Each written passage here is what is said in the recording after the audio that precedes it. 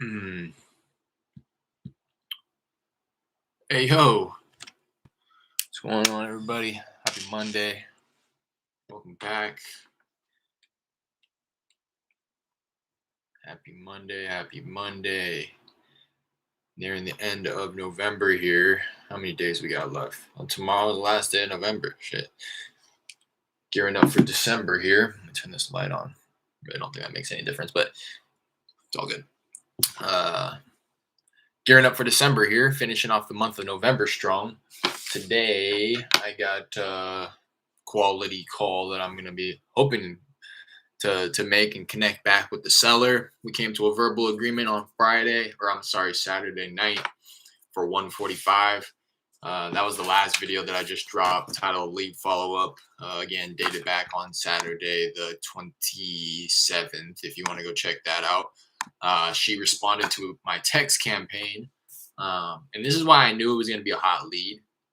Because, well, not only did she text back with a price and it was reasonable, but she texted back 4 days after I sent the last text.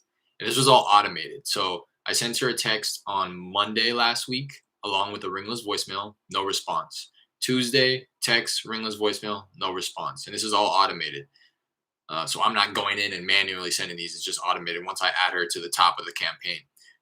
Third day, Wednesday, she got a text. And on that third day, that text that I send out, I kind of give them an out and I ask them if they have a number in mind that they'd be hoping to get for the property. And a lot of times, I think I've found that this is the text that I get the highest reply rate, because a lot of times, 9 times out of 10, somebody will reply to that and say, "Yeah, $1 million," or 500,000. Because at this market that I'm really targeting, anything above like 300,000, I know that they're just throwing out some absurd number that's never going to happen. But that's cool with me because then I can take them off. I can stop sending them texts, stop wasting my money texting them. But every once in a while, like I said, like maybe 1 out of every 10 people, they will reply with a pretty reasonable price. So I was out driving around Saturday night and got a text from her to that third text. And again, I sent that text on Wednesday and she didn't text back till Saturday night saying, 150,000 was her reply, just 150,000. And then I saw it and I was like, oh, I texted her last Wednesday. So that's how I knew it was going to be hot, because she texted back 4 days later. So in my head, what that was her, I called her and she ended up was like sitting in bed. So, you know, in my head, she's there sitting in bed Saturday night thinking to herself about the property and all the problems that it's giving her. And then she thinks to herself, you know what? I need to just sell this place. Let me go find that text that guy was texting me back last week and reply to his text and start that conversation. So she texted me 150, and I asked if I said, okay, I'm making it kind of a habit of mine to now moving forward with text, that if I can get one pillar of the four pre-qualifying pillars, being motivation, timeline, condition, and price, if I can get one of those, I'm gonna try to push them to get on the phone, because then I can uncover those other three a lot better on the phone, and I can actually start building rapport, learning about their situation a lot better, because you want to try to get them on the phone. Even though you're using the texting platform, it's really just a way of sifting through all of the no's, so that when you get a yes, I try to get, again, like one pre-qualifying pillar, maybe ask one question about the conditions, see if it's something that actually may be a good fit, and then get them on the phone. Because the more you try to text back and forth these long paragraphs, asking them to text you long paragraphs, tell me about your whole situation through text, they're just going to stop texting you back. So you want to push them onto the phone as quickly as possible. So that's what I did with her. Got that one pre-qualifying pillar. I knew that 150,000 was, so this is what I was doing. I was driving around. She texted me 150. I pulled her address up on Zillow, saw that it was 186, and saw that it was also listed for, that's the Zestimate. And then I also saw some other websites like HAR is Texas specific, but that website is long, as well as Redfin. They were pricing it, the estimates, upwards of like 196 to 200. So I knew that she was at least reasonable in her asking price. So I said, okay, can I give you a quick call to learn more about it? And she said, yeah. She texted me her number. I called her when I got home, which was like 15 minutes later. And we got to talking. turns out there was a really bad snowstorm out in Houston earlier this year, like last winter, and turns out, a lot of people had to evacuate and find shelter, safer shelter at least. And that's what her tenants did in her property. But when they left, they forgot that they left the stove on. So they left, the place caught fire. It sounded like the fire was contained enough because, again, there was a snowstorm going on, and I'm sure everything was wet. Um, but there was damage, and it prompted her to remodel. So she redid the kitchen where the fire took place. She said she replaced the sheetrock. The bathrooms have been renovated in recent years. The roof is, she said, about 10 years old. She just dropped a new AC unit in, I think, during that February renovation. What else? I mean, it sounds like if anything, it's just going to be carpet paint, pretty cosmetic. And it's a decent size, pretty small though, about just over 1,500 square feet. So I have her. We have a verbal agreement set for 145. She was a pretty tough negotiator. She wasn't really coming off that 150 at all because she's not extremely motivated. She's tired of being a landlord.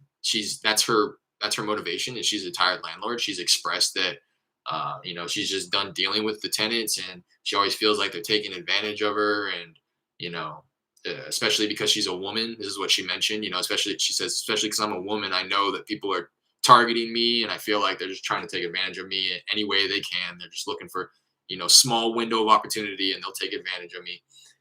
So she says it's just not worth the headaches anymore. She's been renting this place out since '05, so it's close to 20 years, a little over 15 that she has been renting this place out. She has a new tenant in there since the last tenant set the place on fire. But this new tenant seems to be good in her book, but she's just done with it. They're on a month-to-month lease. It doesn't sound like there's any official lease documentation. So that's something that I want to discuss with her today. When I connect with her, is how we're going to deal with the tenant. She's made it pretty clear that it's going to be a non-issue, but I just want to make sure that she knows that that is kind of ideal for me, that I would prefer to have the title transferred after the place has been vacated. So I want to make that clear to her, and then also just set expectations for what's going to happen after she signs the agreement. I let her know that I need 2 days, essentially 1 day for my property specialist to get out there, take pictures, video, walk through. That way we can kind of document for our own benefit. And then 2, that second day, I'm going to need just a day. I'm not going to, and this is how I preface it, I'm not going to lie, it could get kind of crazy during the second day, because this is the day where I'm going to try to get everybody out there at the same time. It's going to be our contractors, our bankers, anybody that we're going to need to work with in order to, to take this project on. But I like to schedule them all within that same hour. So it really shouldn't take any longer than an hour. But I do want to let it may be upwards of 20 people that could be walking through, but I like to schedule it all at the same time so that we're not constantly bugging the tenant, going in and out, stuff like that. And I found that when I kind of phrase it like that, they understand, and they can kind of get that I'm doing that for them. And yeah, that's the only 2 things that I've been thinking about that I wanted to mention, is the tenant situation. I want to just get in a little bit more detail about that, and see how she wants to handle that, whether she wants to issue them some type of a formal notice to vacate, or if she would just prefer that I call the tenant and break them the news. She may be that kind of over it. She may be over it so much so to the point where she doesn't even want to deal with the tenants in that aspect of it, which I'm cool with. I would actually prefer being the one that speaks with the tenant. Hopefully the tenant's not so disrespectful, knock on wood, and they're willing to participate and cooperate. I would be willing to offer cash for keys. You know what I mean? This is what my coach says, and this is something that I've adopted from him. The mindset is you want to be the one speaking with the tenant, because that's just another piece of the puzzle of the deal in its entirety that you need to take control of. If you just leave the seller, and assume that they're going to take care of the tenant, and assume that they're going to put their foot down and get them out when you need them to get out, you could be setting yourself up for failure, because again, it's just a part of of the deal that you aren't directly involved with and don't have full control over. So I would rather be the one in constant communication with the tenant and figuring out, what is it that what needs to happen for you to get out, essentially. And again, I'm down to have that conversation, and I'm down to cut them a check. I'm down to pay them some cash to get out. I'm down to help, hire some movers. I'm down to, take care of maybe a month of storage for them. I'm down to help out. I just need to actually have that conversation with them to pitch them that, to let them know that I'm willing to help out. So that's the two things: the tenants and what did I say? The tenants and just the expectations moving forward. So I'm set to give her a call. I told her I'd give her a call around 1:32, which is about 1:30 is about 15 minutes from now, my time. Again, if you're just tapping in for the first time, covering everything wholesaling real estate on this channel, specifically virtually wholesaling real estate, is that's what I'm doing. Live in California, sourcing and closing deals out in the Houston, Texas market. So if you're in that market, either if you live there and that's your backyard, or if you're sourcing deals out there virtually as well, I'd love to connect with you. Jose, hello. I recently came across your content on my YouTube feed. I've been watching your past videos. I've learned a lot. Great. I'm glad to hear that, man. I'm glad to hear that. We are building a little bit of a community here, and that honestly makes my day. Every time somebody comes in here and lets me know that they've discovered me, it's pretty reassuring to know that YouTube is at least recommending my stuff to some people. So I really do greatly appreciate you tapping in and joining us live today. And if you haven't already, do me a favor, hit the like, subscribe, and notification bell. We do go live. I try to go live every day, Monday through Friday, at least once a day, to hop on. I mean, you've tapped into some of my content to go live, document my cold calls, follow ups, all that good stuff. Today, I don't know how long you've been in here, but today I'm getting ready to call back a hot lead that I talked with on Saturday night. So this morning I've just been kind of refamiliarizing myself with my purchase agreement, because this is a new purchase agreement. This is going to be the first time that I am looking to use this agreement. The first two deals that I've closed, I've used a one-page agreement, very simple, very straightforward. But I've gotten this new agreement from my coach since I've signed up with his coaching program, and it just it's a lot more official, to be quite honest. It covers a lot more things, and that's the best way I can say it. It's just, without going into the detail line item by line item, it's just way more official and talks about stuff. And the one-page agreement I think is cool, and I would probably recommend that for somebody just starting out like I did. But knowing, when you get into these, when you start doing volume, not like I have, but I'm under this, I'm anticipating this, and I'm under the impression that this is the case, and why people like to include this type of stuff in their purchase agreement. When you start doing things at scale and you start doing things, at volume, you're going to run into shady characters who are going to want to sue you, and, this, that, and the third. So you might as well set that type of language up in your purchase agreement in order to protect you. So that's why I want to start using this one moving forward, and why I want to start familiarizing myself with it as well.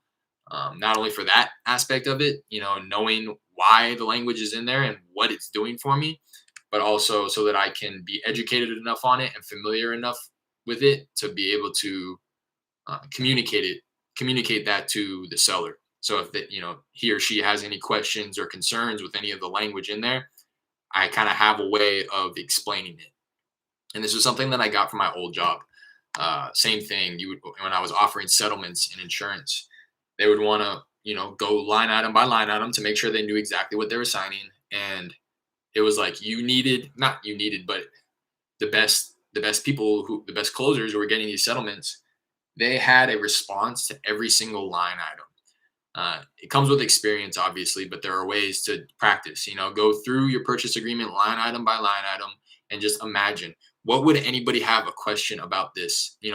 This line item right here, where it mentions the earnest money. If somebody pushes back on the earnest money, what am I going to say in response? For me, if they throw a fit about the earnest money and they want more, I'll ask them why. Okay, do you mind me asking why you would like more earnest money? And they respond, yada yada. Okay, well, in all honesty, the only reason we include any type of monetary attachment to the agreement here is because in the state of Texas, we need some type of dollar figure. It can be $1 attached to the agreement. It's called consideration. So that's why we have that. And I'll be honest with you, if we were putting down any more than $100 on the agreements that we send out and tying up that much money in escrow, we would go out of business. You know what I mean? We're always looking to buy properties, and we're always placing properties under, in escrow and submitting this earnest money. So we can't afford to be putting up, tens of thousands of dollars in earnest money. Um, Hey, yo, let's see what's up with that call back. Yes, sir. I'm gonna call her back in like 10 minutes here. Fingers crossed, J Lep. Appreciate that. Hopefully, the tenant here isn't much of a hassle as your first deal. Yeah, I was just talking about that. Yeah, the way that she's, and that's something that I want to talk to her about. I want to really dive deep into like two things with her, which is the tenant, and because that's something we didn't really talk about, or at least I didn't like set future expectations. So that's kind of what I want to do. I just want to revisit it and ask how she wants to handle the tenant. Um, if she wants to, issue them some type of formal notice to vacate, or if she wants me to handle it. And I was just mentioning that I think I would prefer to handle it as I did on my first deal. That way, I just have full control over the deal and all pieces of the puzzle. I would hate to have everything be in line and the tenant be the reason why we don't close because I was never in communication with them. Whereas I could have been and maybe offered them cash for keys, helped them out with moving expenses, storage expenses, anything like that. So I would prefer, and I think that may be going against, well, it's not going against the grain in terms of people who are doing this professionally and at scale. That's definitely something that I've taken away from my coach. You want to have full control over the deal, tenant included. But for somebody who's just starting out, I can speak from experience as well myself. It was definitely something that I didn't want to do. I was shying away from it in the beginning. Like with that first deal, I was going crazy. Heart was racing when the phone was ringing for that tenant. But then she got on the phone and it wasn't that big of a deal. She was like, "Yeah, my dad," because it was her father who was the owner. My dad. We've had the conversation. I've known he was gonna have to sell it because again, she stopped paying the mortgage. So I knew he was gonna have to sell. I just didn't think it was gonna happen this soon. And then I was there kind of like a shoulder to cry on. Like, yeah, I get it. I understand. If there's anything that I can do, please let me know. And then, but at the same time, really talking business, not getting friend zoned. You know what I mean? Don't build a little bit too much rapport. Yeah, I understand. If there's anything I can do to help out, in order to, have you out by this date, please let me know. Set it in her mind, like I need you out by this day. And that was something that I wasn't as firm about with my first tenant. So, again, this woman is making it seem like it's really going to be a non-issue. The way that she kind of brushed over it, which is why I guess I kind of brushed over it in that initial call too. Um, she was just like, yeah, I mean, it doesn't sound like there's any formal documentation, no formal lease agreement. They're month to month, and she was like, "Yeah, I'm just gonna get him out. I'm gonna kick him out." The way that she was talking about it was so matter of fact. So I'll see what she's thinking.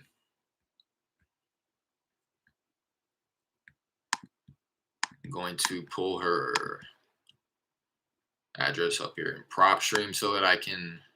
Ooh, I'm nervous, bro. So that I can pull the information accurately and correctly, spell her name correctly, make sure that it's not in some type of a trust or anything like that. Get the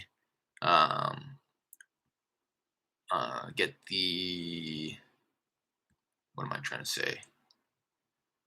The parcel number and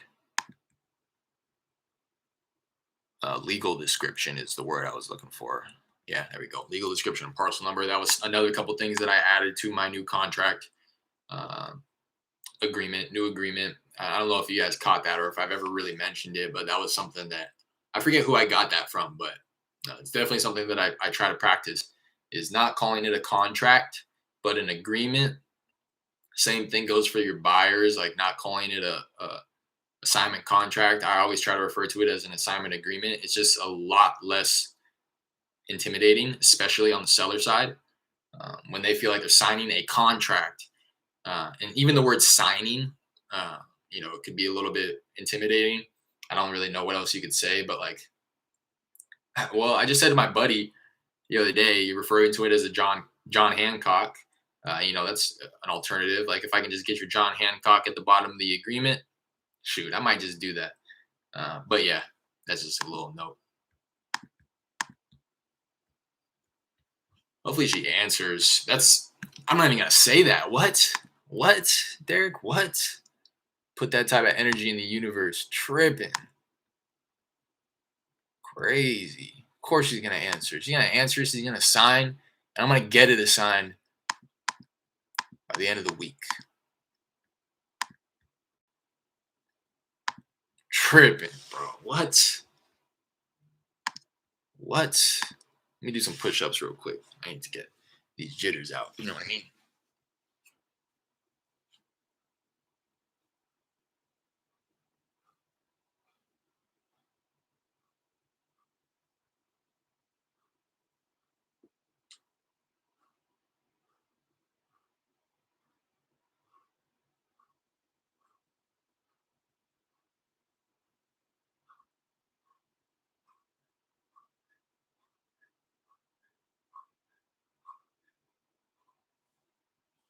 All right, all right, all right, all right, all right, all right.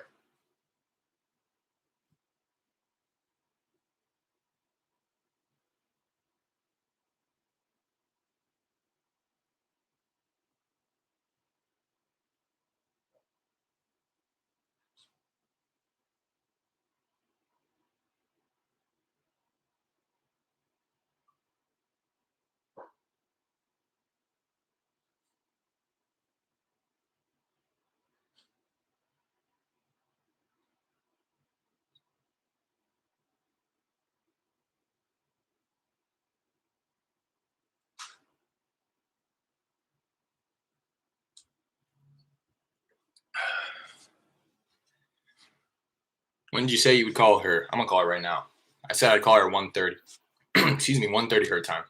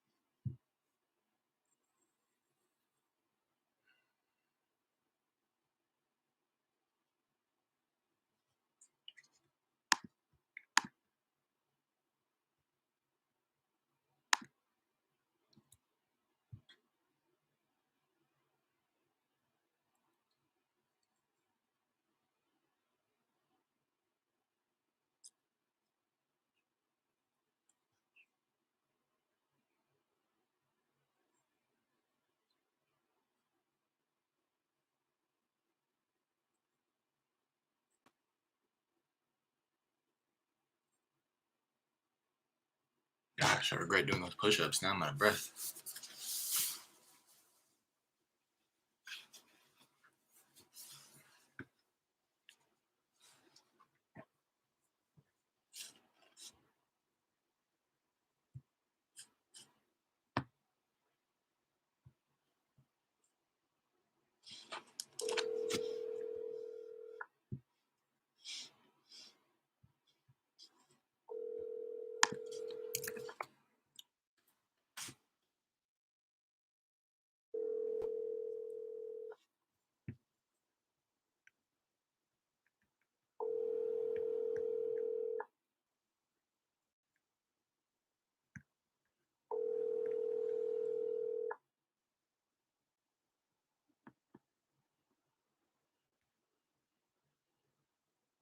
Please leave your message for 5.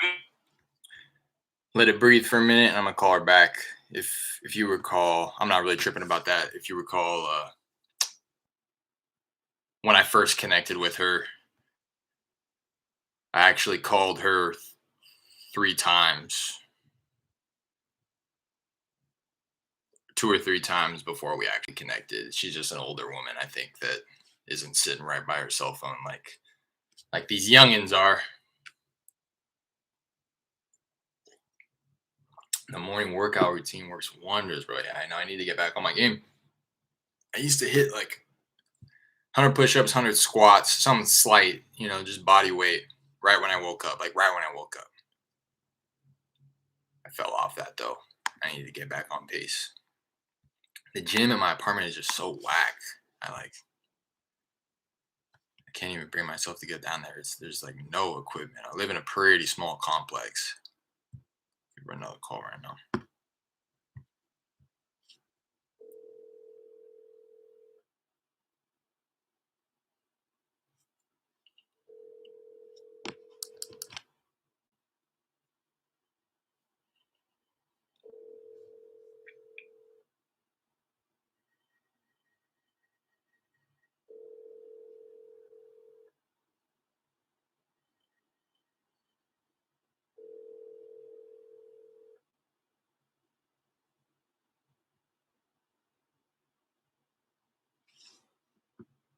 Please leave your message for 5. All good. I'm gonna leave her a message and then follow up with a text. 3362. Mailbox is Oh, full. never mind. I To forgot send that. an SMS notification. Send her a quick text.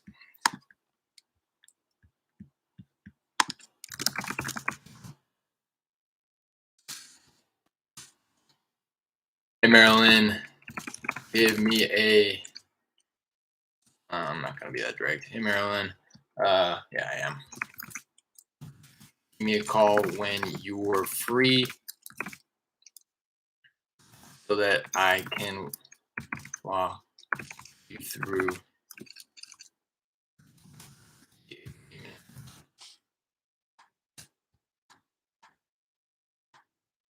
the 145K agreement.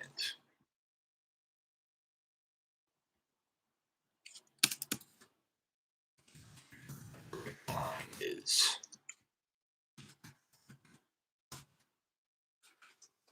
I have that memorized by now.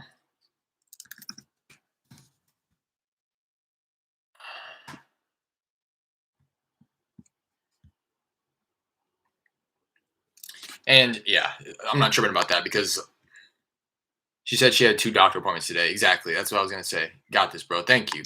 Thank you, man. Shoot. That goes a long way, Jose. You have no idea. Yeah, I'm not really tripping. She's an older woman. She's an older woman. She's not sitting by her phone. I just knowing how I had to put in a lot of effort to even get her on the phone the last time. Again, I called her like 3 times and she texted me back like 40 minutes later. I was like, "Did you have a few minutes so I can call and learn about the property?" And that was at 4:04, and then she texted me her number at 4:45. So, she's just not a very like. Again, she's not like crazy motivated. This lead here isn't like desperate for this money like crazy. She's gonna get to it when she gets to it. She's in control. She knows it. So it's all good. I was going to send. I think I still am. If this is something that you guys are interested in, I've been kind of shying away from it because you guys can't see me do it, which is the texting. My Mondays I've dedicated to my texting. I did skip trace a new list. This list is older tired landlords. Hopefully, is the motivator. Like 60 plus years of age, owned the property for at least I think 7 or 8 years. Absentee owned. I don't know. Are you guys tripping about what you're watching today? What I'm talking about? Because that's what I was planning on doing. I wasn't actually planning on doing it on live stream, and that's why I'm asking. Or if you guys would prefer me hop on the phones and maybe. Well, I do have some follow ups. This is already a lead follow up video. Let me see if who I can call.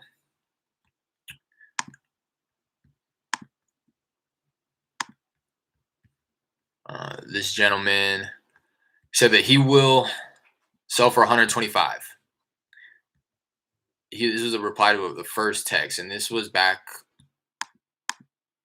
last week, and I asked to see if he could let me know a little bit about the condition, and he never responded. So I'm gonna comp this one real quick, see if that's a reasonable price, and if it is, I'm just gonna call him right now. Let's see. He's asking 125. His estimate is 117. So I don't think the deal there. Place just on its face doesn't look like it's in great condition on the Zillow picture or the Google Maps picture rather. Let me comp it though. Maybe the comps in the area are going for something crazy. It would have to go for something crazy. It would have to go for like if it's in that same condition, it'd probably have to exceed 200,000 to be quite honest. The estimated value on PropStream is 180, which leads me to believe that there are some comps in the area that are pushing that value. So let me see. First, let me see how many properties this guy owns because this isn't the only one. He owns 3 properties. One of them is just a vacant lot. I like to look at that too because it's one thing to own a bunch of single families or like multifamilies, but it's another to just like own land, in my opinion, at least. It's just kind of like with a land, it's like a set it and forget it. I have the land. When somebody comes by and they offers me more money, I'll take it. If they don't plan on developing on it, of course. He lives in a different property, so this is his pretty much one and only absentee owned property. Let's run the comps. Residential, single family, 1,500 square feet. So I'll bring it down to like 1,300 and upwards of 1,750 because it's 1,533 square feet. 1947 year built. I'll bring it down minimum 1940. I'm gonna go maximum 1955. Keep it a little tight. 3 properties have sold within the last year. I think I've comped this property already. It looks really familiar. See if none of them are in the same subdivision.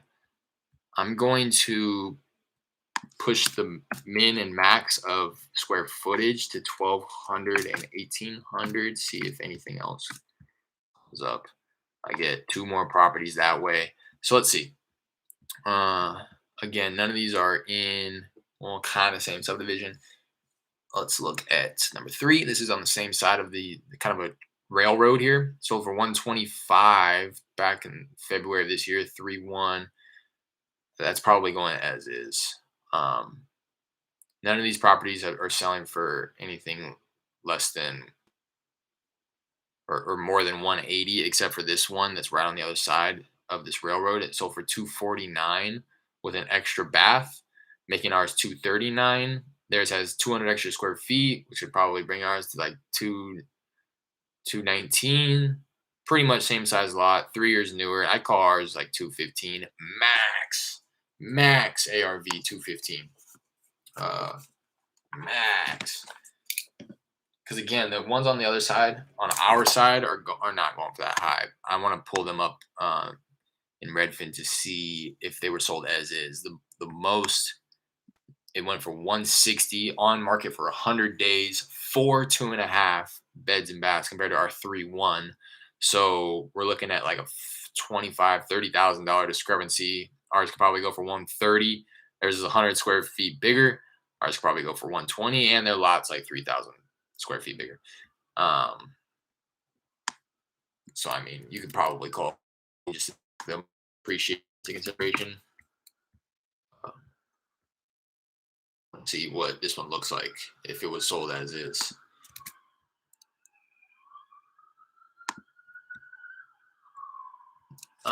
It's not a flip, but it's not at.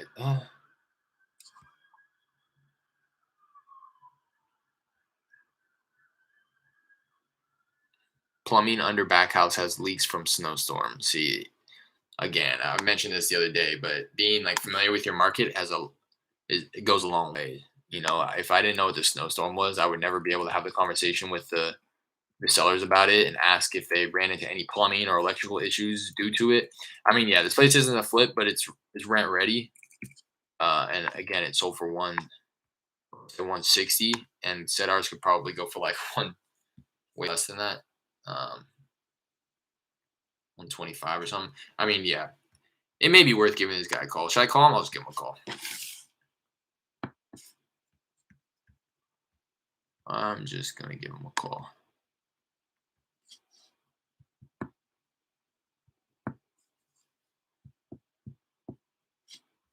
But let me figure out what I want to offer first.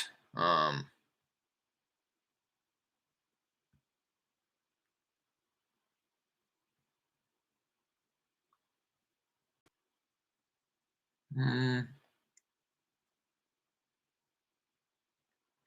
Probably go for 140. I'll say ARV is like 140 on this one. 125.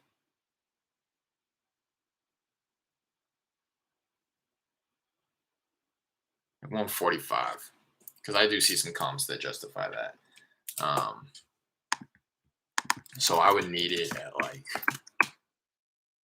max 103 less repairs for it being 1,500 square feet, a little bigger. I'm probably looking at anywhere from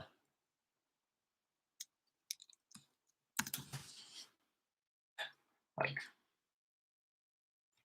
40 to 80. Would have to be, and he's asking 125. 80 is like a cosmetic repair too, so I really don't think I'll be able to come to a deal with him, but I think it's worth giving him a call. Let's see.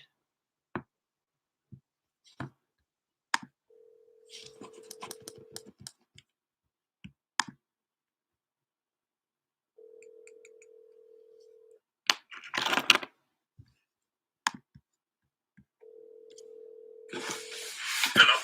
Hey, Mr. Potts. Yes. Hey, how's it going? This is Derek. We've actually texted, or at least you just texted back the other day. I was texting you about your property over on Creston Drive. Yeah. Yeah, do you have a moment to speak? I'm at work now. What's going on? Yeah. I just wanted to give you a call and hopefully learn a little bit about the property. See if it's something that we actually may be interested in. If you are still interested in selling or possibly selling that place. I mean, I was renting out for like about, I was staying there for like about 20 years and then moved out. Mm. So I really haven't had time to go over there and access the place. So. So it's vacant right now. Uh, It's vacant right now. yeah, it's vacant right now. Okay. Yeah. Well, is there a more appropriate time? I'd love to reconnect with you. I don't want to catch you while you're at work. If I can. Oh, shit, I don't be getting out. When I get out, man, it'd be late. Man. Yeah. The best time, I guess, is on the weekend. I kind of be off. Well, I have to work on the weekend, but I'll be off like by 12, 1 o'clock on Saturday. Okay. And then Sunday, I'm off every Sunday. So. Okay. Why don't? But you could probably hit me Saturday, and I could probably meet you over there, and let you walk through and speak. Yeah. For us, I love to learn about the property. Figure out if we're going to be a good fit first before I send somebody out to walk it. So why don't I do this and we can reconnect on. I'll give you a little time after you get off work on Saturday. Say Saturday afternoon around 3 p.m. I'll give you a ring so that we can reconnect and I can learn about the property. Okay. All right. Sounds good. I'll call you then. Okay. All right. All right. Bye now. Bye-bye. He sounds pretty reasonable. He sounds like a guy that isn't going to be firm on his number. The property's vacant. Like he said, he's not really doing anything with it. So I like that. I like that conversation. Didn't want to poke and pry right now, but I will on Saturday. Again, don't want to. I want him to be in a position and in a setting where he's ready to make a decision and ready to sign. Because if we hit it off right now, and the conversation's high vibes, and he's messing around, he likes what I'm talking, and I like what he's talking, and we're getting ready to let's put an agreement together. He's like, oh, I'm at work, like I can't really. You know what I mean? Like I can't be doing all this right now. I'd love to, because I'm gonna be sitting on the phone with him for like 30 minutes, going through the agreement with him, set future expectations. So, I don't want to. I want to be sure that I'm catching them at a good time. And I learned that from Steven Morales. He does that. It's part of his script. He asks, and I've been implementing it. I'm sure you guys have heard. I ask up front, did I catch you at a good time? Because not only that, where it's like you want them to be in a setting appropriate to actually, finalize an agreement with you, but you also don't want there to be distractions. You don't want them to be like half listening to you and him half doing work while he's at, his job. Like, you want him their full attention, so that everything you're saying isn't just going in one ear and out the other. Why is she selling instead of just getting a new tenant? She got a new tenant after the old tenant burned the place down. Well, it didn't burn the place down, but after the place caught fire, she got a new tenant. She kicked those people out and got these new people in there. But what is she's just over it. I don't think there's anything specifically wrong with these tenants. But when she talks about being a landlord, she's kind of just making umbrella statements, which could be alluding to these tenants. She just didn't specifically say these tenants are doing this, but she just said that she's done like dealing with the hassles of being a landlord. She always feels like people are taking advantage of her. If you recall, she mentioned being a woman, she feels has a lot to do with it. She feels that people try to get over on her, especially because she's a woman landlord, in a male dominant industry being real estate. So she's just over it. You know what I mean? She's done with it. She has done her remodels. Now she's looking to cash out. So again, not crazy motivation there, but I'm giving her what she's asking for. So, you know, that's you can't complain about that. So let me take some notes with this guy. Um, Caught seller while he was at work. He mentioned that he had rented the place out for 12 years, but now it is vacant. I also love that. Scheduled follow up call for Saturday at 3 p.m., which is 1 p.m. my time. Let me set myself a task, or I can just edit the task that I had today. Callback slash pre-qualify, work him off of that asking price. It's too high. Need to be anywhere from 40 to 80K cash depending on condition. I may be able to go upwards of that as well, but I'll revisit the numbers. I like to do it, and this is what I'm doing for this woman as well. I like to really be conservative, and this is something that I actually do recommend. I don't, I very rarely take something as a teaching moment and like offer instruction because, as you guys know, I'm no pro by any means. I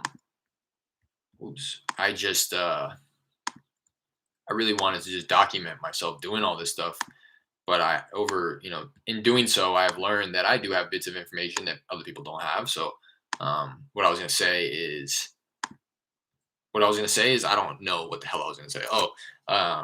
I like being overly conservative in making my offer. And I almost don't like getting really nitty gritty down in the trenches when it comes to comping the property before making the offer. And I found by doing so, like this happened on my last assignment. It's like I become more conservative and I become more confident in my delivery of my offer because, to my knowledge, this is the best I can do. But when you start like telling yourself like, damn, I know I could go all the way up there, then when you negotiate, you're going to end up there like I did, you know what I mean? I could have easily probably put my foot down somewhere around 130, 135, and she probably would have bid on that on Saturday.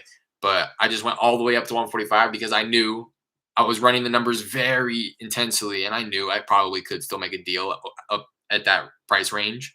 Um, but still, I'm still pretty surface level when it comes to comping properties before making the offer. That way, after you get the contract, and again, this is what happened on my last contract, then I get really down, in the trenches when it comes to comping the property. I'm pulling up, comps on Redfin, comps on Zillow, comps on PropStream, checking market activity, what rents are going for in the area, determining what the best exit strategy is, what type of buyer I'm going to market to.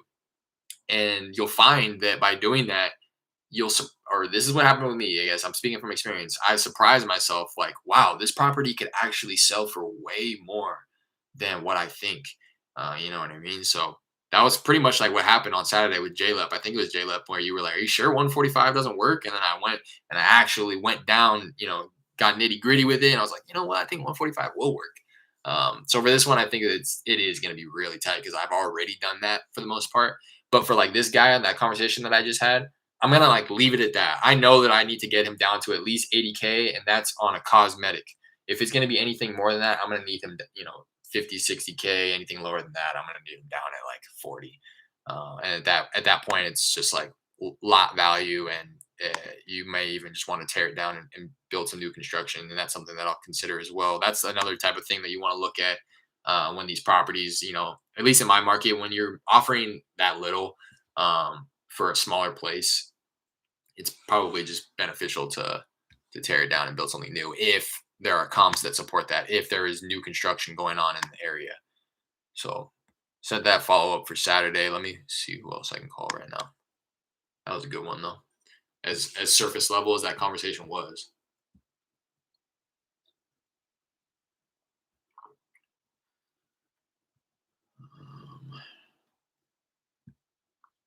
I'm gonna give Marilyn a call again right now. I'll bug the shit out of her.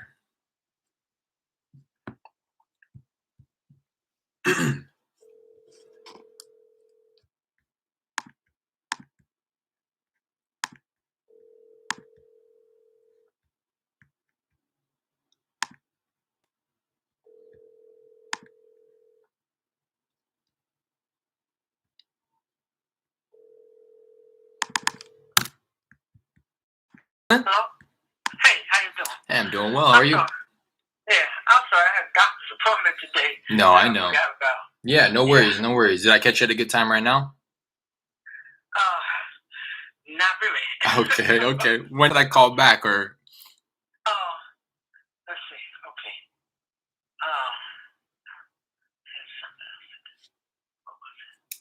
Um, okay. Let's make it. I don't know. How long you there? I can stick around if it's as long as it's not midnight. Wait, what time you get off? That's what I want. Well, that's what I'm saying. I can stick around. No worries. I mean, and this is my direct line. I can always talk to you on my cell phone after I leave today too. Okay. All right then. All right. So that might be let's see. Let's see. At 4 o'clock. Oh, shoot. I got another appointment at 4 o'clock. No worries. No worries. Oh, yeah. So I'll just dial your number and see what I get. Sure. This afternoon. Okay. Okay. And if I don't hear back from you this afternoon, I'll just try back tomorrow. Does that sound good? That sounds good to me too. Okay. All right. I'll look forward to getting your call. Okay. All right. Bye now. Again, all good. I'm gonna have patience with this one. And I always like saying that too, because people will. I should have even got a little bit more concrete on the confirmation on when I was gonna call. I like doing that because people will. It's just like a way to shoo you off the phone. Like, I'll call you. It's like, okay, if I don't hear from you, I'm gonna call you. Okay. Like I said, I should have said, if I don't hear from you, I'm gonna call you around the same time tomorrow, so that she knows I'm not playing around. I mean business here. And if she does continue kicking the can down the road like that, I don't think she is. I just think that she is really busy and has a lot of doctor's appointments. What it sounds like. I'm not gonna sit here and call her a liar when I know nothing about her life. I'm just gonna assume that she's being truthful and honest. So it's really no big deal. But if it does continue happening like 3-4 times, then I'm gonna start, trying to create a little bit of urgency and putting my foot down. Like, hey, I'm really trying to buy something at the end of the year, like I mentioned, before the end of the year, like I mentioned. So we are taking a look at a few other properties. I just need to know, should I set this money aside? I would hate to buy another property and lose out on the opportunity to helping you out just because because our schedules didn't match up. That'll hopefully put it in her head like, hey, this isn't a forever offer. I can't just leave this, pending. So connected with seller. Oops. Regular seller. She mentioned that it was not a good time as she was in between doctor appointments She mentioned that she would call me this afternoon once she was home, and Derek let her know that he would try her tomorrow if he didn't hear back. So, that follow up for tomorrow.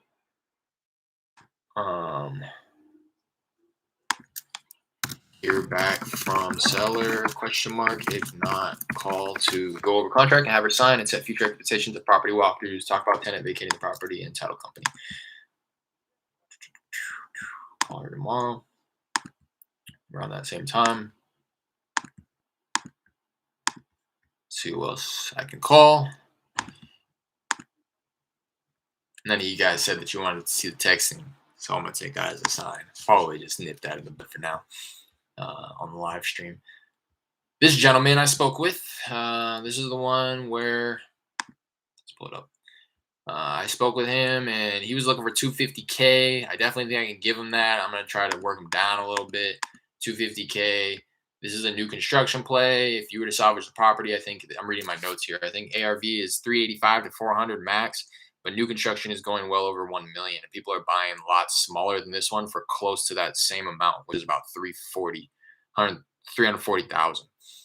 So new construction comps are going anywhere from 1.1 to 1.3 million. He wants 250.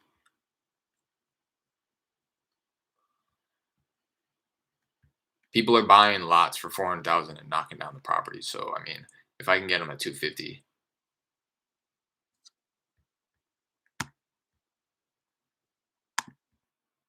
I'll try to get him to come off his number a little bit, but I think I can do 250. So let me give him a call. Try to revisit that conversation with him. Let me pull his address up too while it's ringing.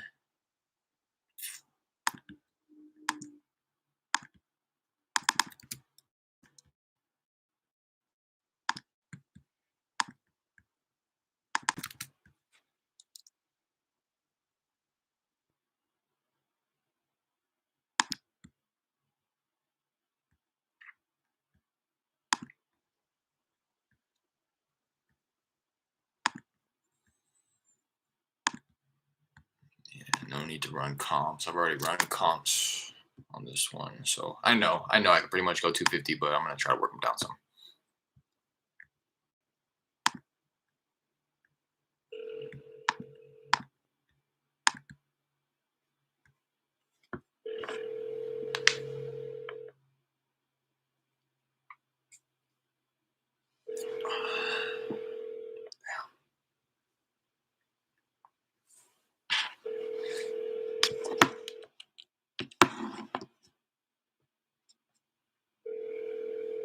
Yo, that hurt.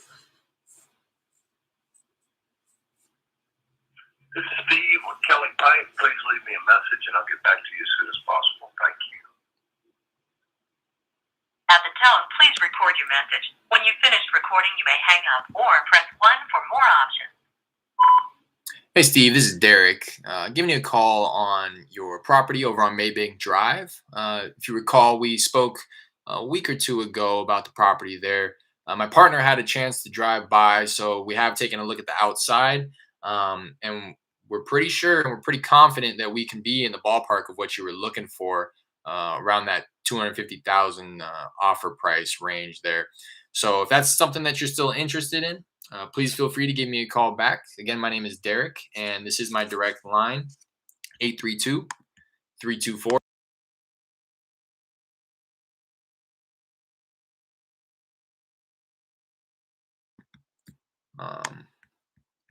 Got to keep the pipeline filled just in case seller drag their feet. Exactly. I wish you got her under contract the same day. She's playing hardball because she took an L on her last deal. Exactly, man.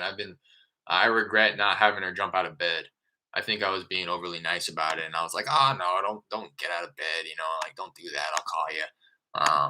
She's still answering my call though, and she answered it. That was something else that I wanted to mention. She answered it like, "Hey, how's it going?"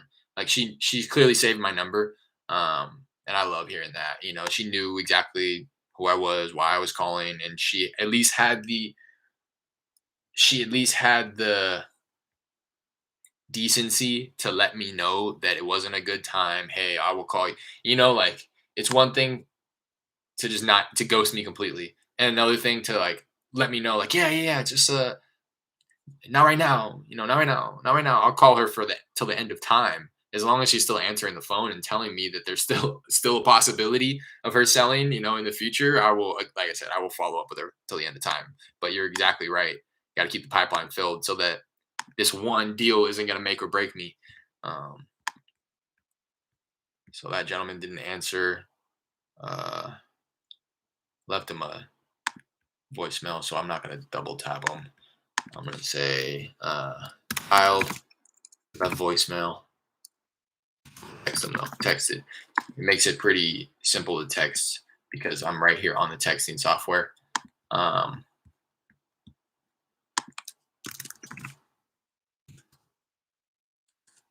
Hey there.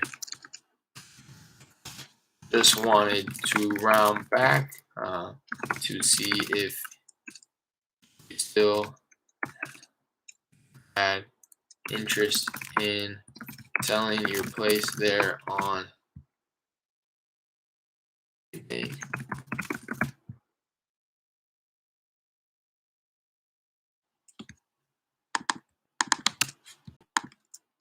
my partner was able to drive by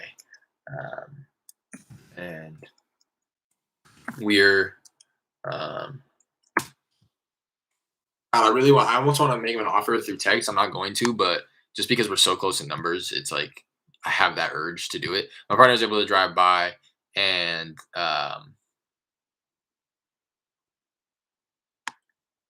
we think my partner was able to drive by.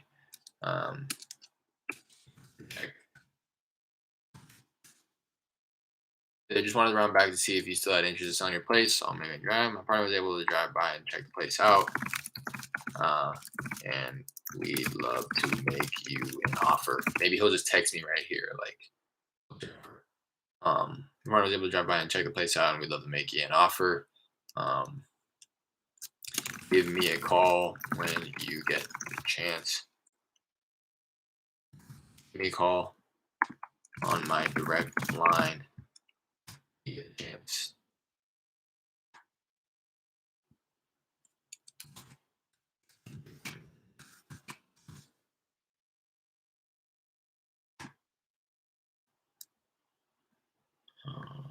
Set myself a task. I'm gonna follow up in a week if I don't hear back from him.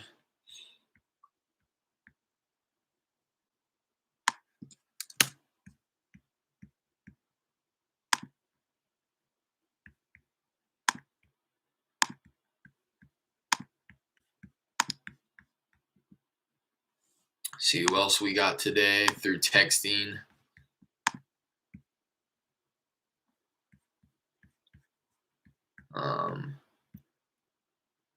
I just got one more gentleman through texting to say,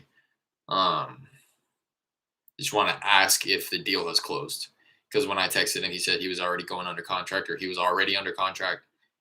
Yeah, he was rude about it though. He said, yes, I have. It is under contract to sell now. I said, okay. I'm late to the party, trying to like bring light to the situation, lighten the mood a little bit. Okay. I'm late to the party. Do you have a closing date scheduled yet? And he said, really not any of your business. I said, understood. Well, feel free to say my number, reach out if something comes up or you're unable to close for whatever reason. Cheers. And then I followed up 11 days later saying, hey there, just wanted to follow up about your place on Arundel Street. Was your buyer able to close on that one for you? No response. 10 days later, hey, just checking in. Was your house on Arundel Street closed on? No response. And I'm going to text him 7 days later. Warmly following up.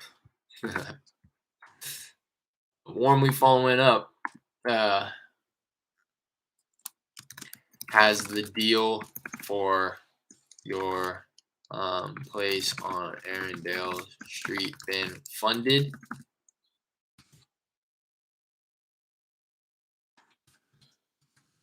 There, warmly following up. Has the deal for your place on Arundel Street been funded?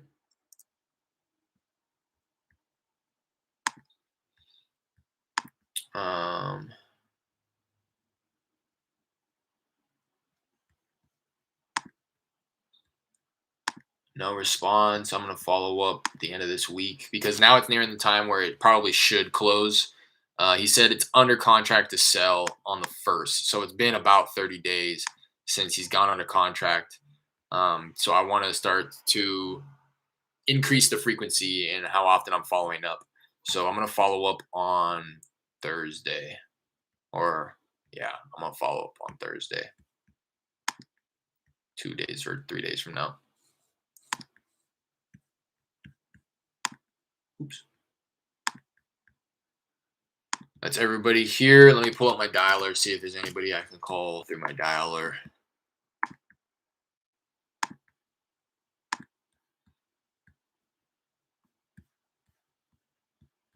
Texting's been working well for me though, especially if I can close this deal with this woman. I mean, let's see how many people I've added to the campaign. Really, not that many. 2,356 people have been texted, or at least numbers have been added to the campaign. Assuming that none of those are duplicates. So 2,356 properties. Of those, 1,308 have been disposed one way or another. Whether they say not interested, wrong number, I've done something with the property, and a little over 1,000 of them are continuing to get marketed to on a drip campaign. So if I can close a deal on like under 3,000 properties through text, or under 3,000 texts, that'd be crazy, in my opinion. I've heard people, they're getting like one deal a month through text, and their operation is like 10 to 20,000 texts per month. So it would be pretty incredible if I was able to. Well, when I do, that's something else. I've been trying to start talking to myself a little bit more confidently. Oh damn! I got a lot. Oh, I got a lot of follow-ups today. I forgot today was the follow-up day. All right, I'm gonna hit them all right now. You guys are here as my witness. I had a strong follow-up day last week, so I'm gonna finish it up because this is pretty much all the people who didn't answer last week. A gentleman mentioned that she is not wanting to do anything like that, and she said she was really sick in the hospital. I think he may have been overly caught up in the moment and stressed how sick she was, but didn't necessarily have the authority to be making the decision on the property on her behalf. That's what the note was for myself, because I remember this guy. He answered and he was like, "She's in the hospital, man. She's not selling." And to me, it just made it seem like, well, like, how do you know that? And like, I hate to say it, but like a medical situation also brings motivation and may even be a reason to sell. So I just felt it was worth following up with because he was overly emotional, and I don't think I got a clear answer from somebody with the authority to make that decision one way or another. I tried her back last week. First number was out of service, no answer on the second number. Let me try that second number again once more.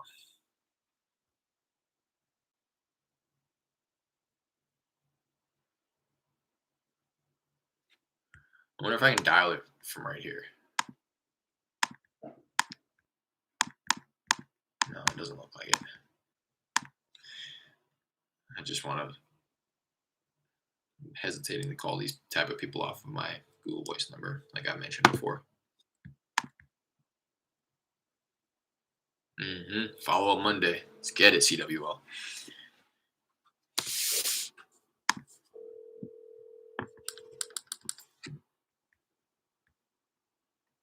Please leave your message for 713-231-8174. Hi, this message is for Miranda, or Miss Miranda, I'm sorry. My name is Derek. I connected with you a few months back in regards to your property over on Avenue E in South Houston.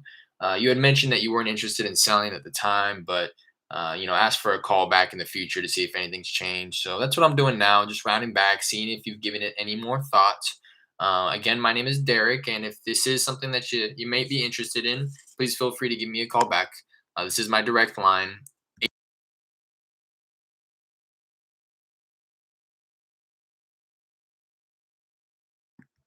Nothing there. I probably shouldn't have left their voicemail, but it's whatever. Dial, left voicemail. I'm gonna push this one out a while because this isn't one that I need to have on a weekly follow-up. Let's say monthly follow-up. Up there in the beginning of next year.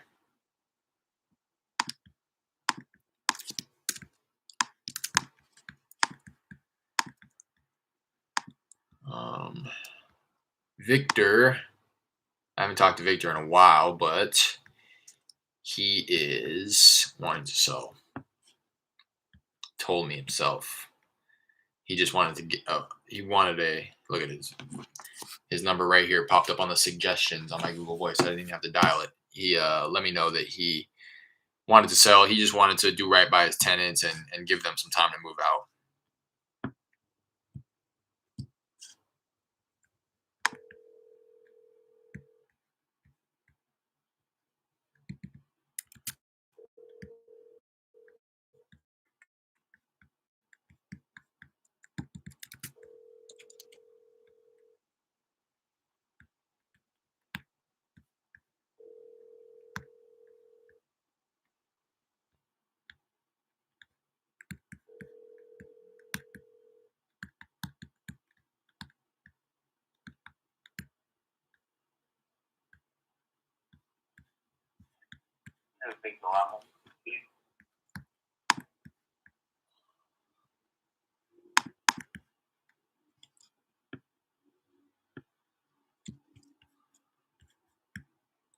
Dial, did not leave voicemail.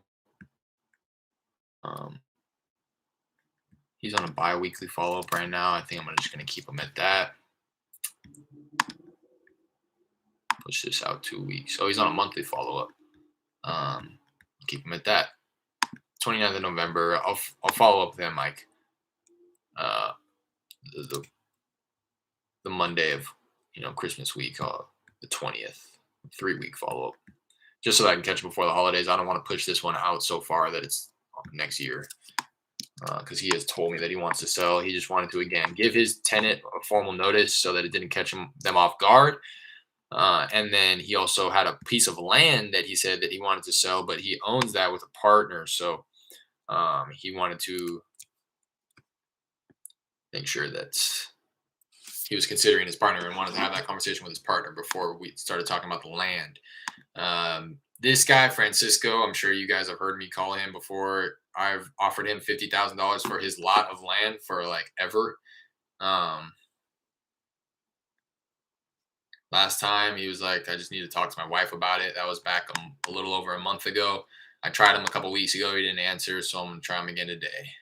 I really don't even, I'm going to be honest, I don't even know if 50,000 is going to work. There's a few new construction plays in the area. I think I could take something down. I remember some, let me see if I have, new construction comps. Here we go. Let me see what these ones went for. Sold 8 months ago, exact same size lot, a bit further away from the subject property, but that one, it was listed at 350. Let's see what it sold for. Let me pull this up. Listed for 350, sold for. Oh, hey, what does that? Who else is getting after it besides me and CWO? Let me know. Almost end of November. We got to gear up for December and finish the year off strong. It sold for, what did I say? It was listed at 350. So, oh, damn it. Well, I'll tell you what. The lot sold for 40,000 back in 2019 before they made the. Why wouldn't it have the new? Anyways, the estimated value on it's 331. Oh, it says it looks like it went for 300,000. 3 lots, but I think this is the same lot size. Yeah. So they bought that one for 40,000 2 years ago. That's why I think maybe 50,000 2 years. After all this market appreciation, you'd hope to see. Um, Let me see this other one. Built and sold 2 years ago, about 1,200 foot lot. It's not that crazy. This one was listed at 375 2 years ago. So I think 350 is like a good, benchmark. And if I can find somebody at 20% of that value, then I can take something down. So I think 50,000 is definitely good. I just have never done a land deal, so there's a little bit of an unknown here that's has me not concerned, but it's just unknown. I don't know exactly what I'm doing here. I just know I want to buy it.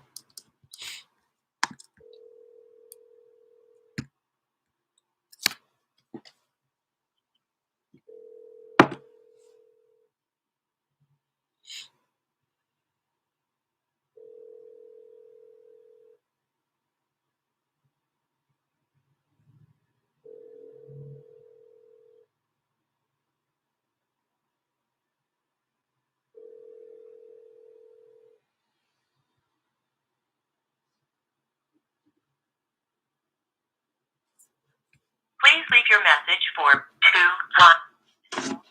All right, I'm gonna leave a voicemail, although I did a couple weeks ago.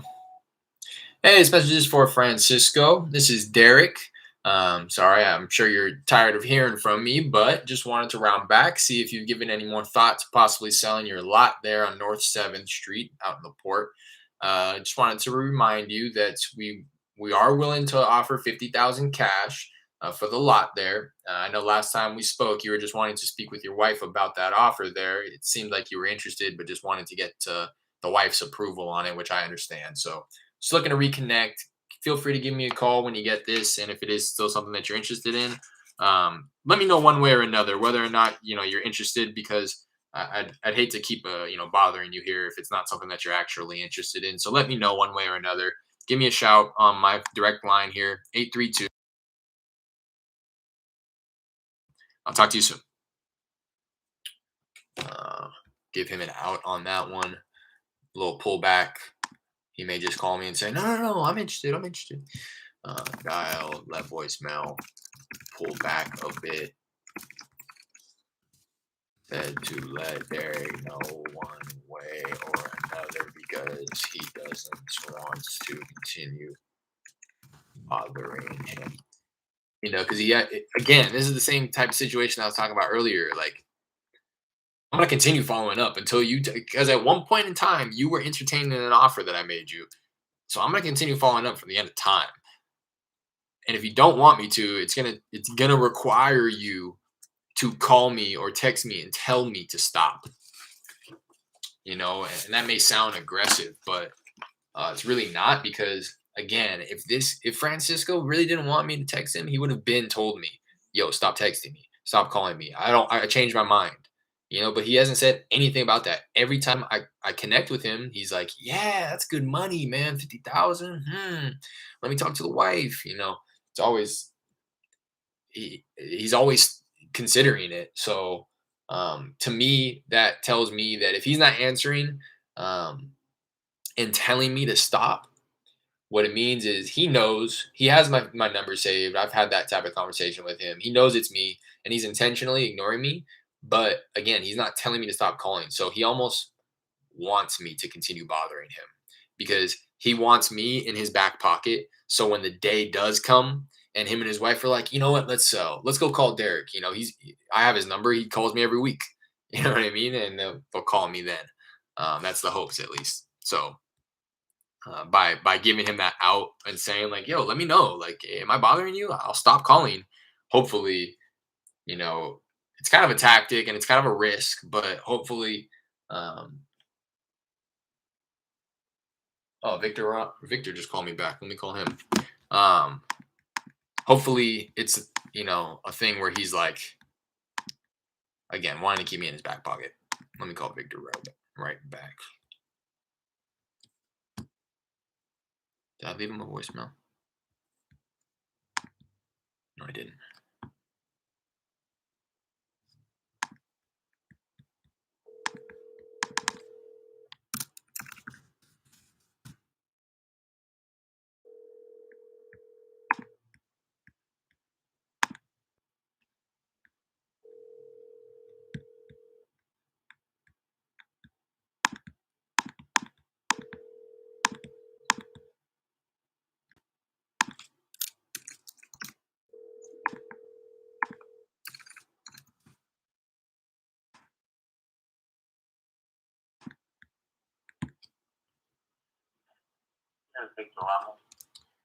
Well, missed him again.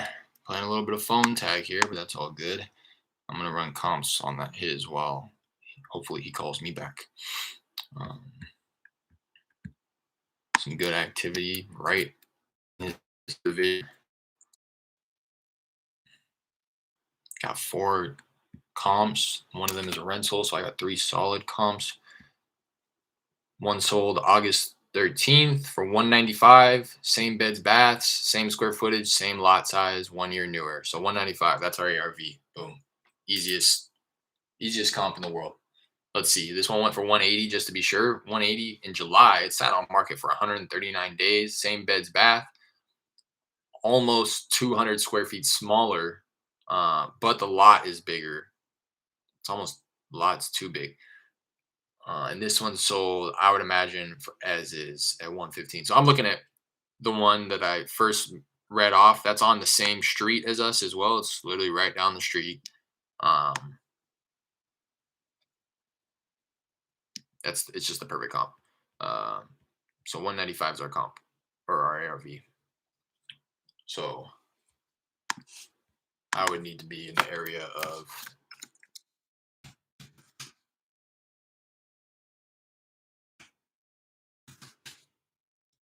40 less repairs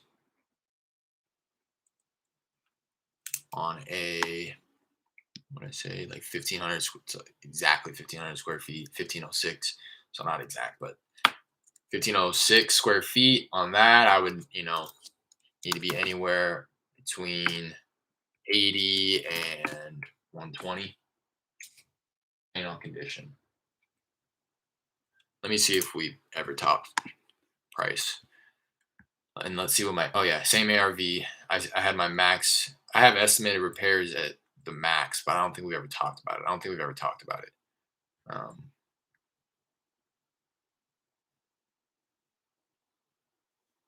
No, we never talked about it. I'm going to call him again in a couple of minutes here if he doesn't call me back.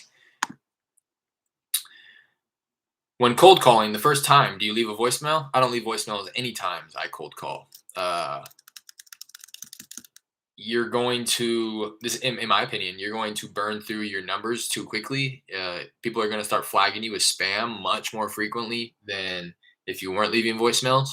And in all honesty, it's a waste of time.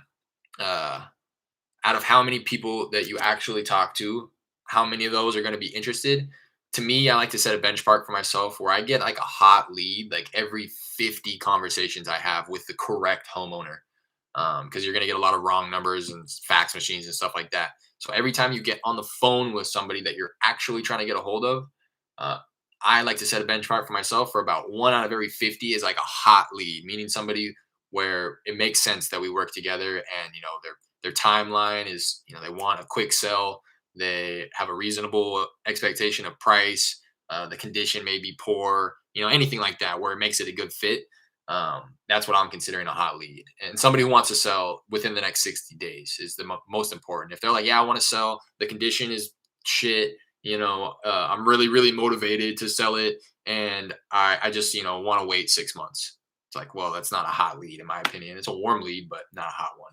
So I get a hot lead, I think, like every 50 contacts. So to answer your question, it's just not worth your time. It's all about efficiency, really. It's how many people can you get a hold of and have that conversation with, and you end up just wasting a lot of time by either manually or automatically. Like on Mojo Dialer, you have the option to drop a voicemail, but again, you do have to wait a couple seconds for it to load and then bring you a new property to dial. And again, it's just like I did that at first, but I never had anybody call me back. You know what I mean? So try it out. Use it to your discretion, but be wary of the fact that some of these things might take place, being that your sellers or whoever's on the other end of the phone, because again, you're going to be dropping voicemails not knowing that this is the right person or not. So you're going to be dropping voicemails to a bunch of wrong numbers. If you're just doing it on that initial cold call, and they're going to flag your number as spam, they're going to mark it, block this number. I don't want to keep getting these type of voicemails. And then your numbers are just going to get burned too quickly, and you're going to have to continue re-upping on your caller IDs. So I wouldn't. I wouldn't personally, but do it if you feel it. And like I mentioned in my past videos, if you're gonna do anything, do it for 90 days. Commit to doing it for 90 days, and then reassessing and reviewing the results at the end of 90 days. Do it for 3 months straight, every day, hard. Do it for leave voicemails on every single person, and then take note of the fact of how many people actually called you back that wanted to sell. And I would say even if it's like a couple of people, I would do it, but uh, I I don't do it for the reasons that I mentioned. What's up, man? How you doing? What's up, Troy? Doing well, man. Just hitting some follow ups right now. I am trying to. I'm gonna call this guy right back. I called him. He called me back. I missed it. I called him. He missed it. So I'm gonna call him back right now. See if I can connect with him. This is a lead that I generated a while back. He's let me know that he wants to sell. He just wanted to have that conversation with the tenant first, so it didn't catch them off guard. Um, yeah, this is actually a gentleman who called me like out of nowhere. Like I had cold called him at one point, and he was like, "Yeah," and we like kind of like went back and forth a little bit, but it wasn't anything serious.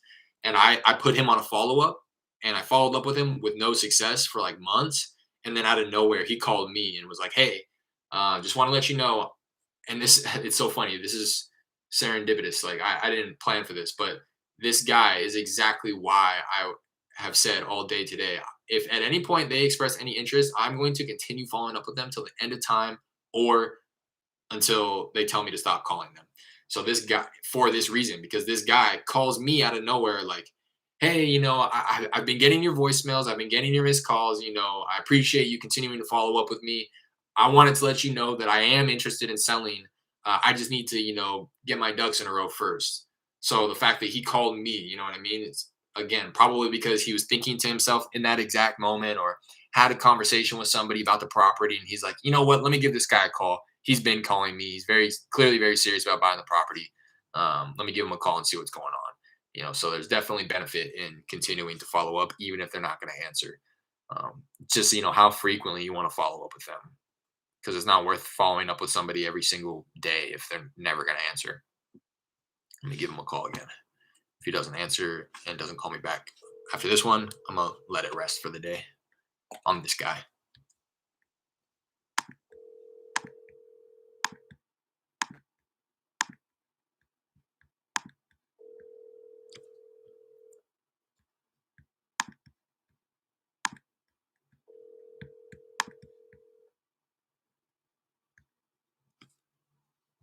I'm gonna leave him a voicemail too. I haven't left him a voicemail in probably a month, a little longer than that.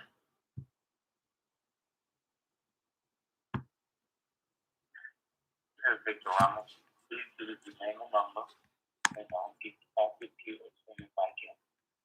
Thank you and have a great day.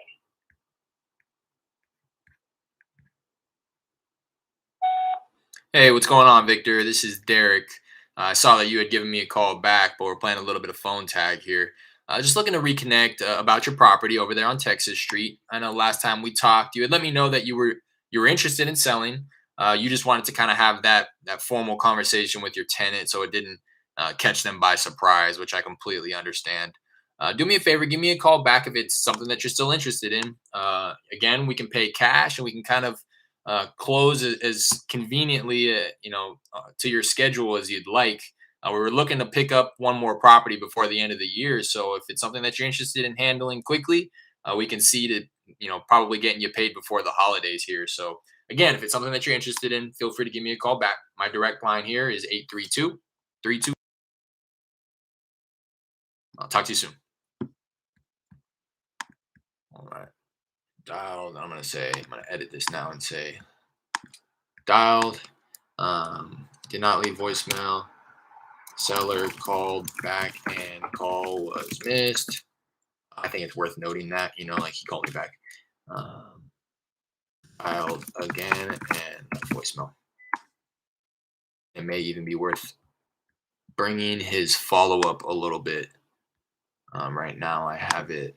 I don't follow up. I'm not going to follow up for another month, but I'm actually going to push this out to next week since he called me back. Maybe even the end of the week. I'm going to call him on Thursday.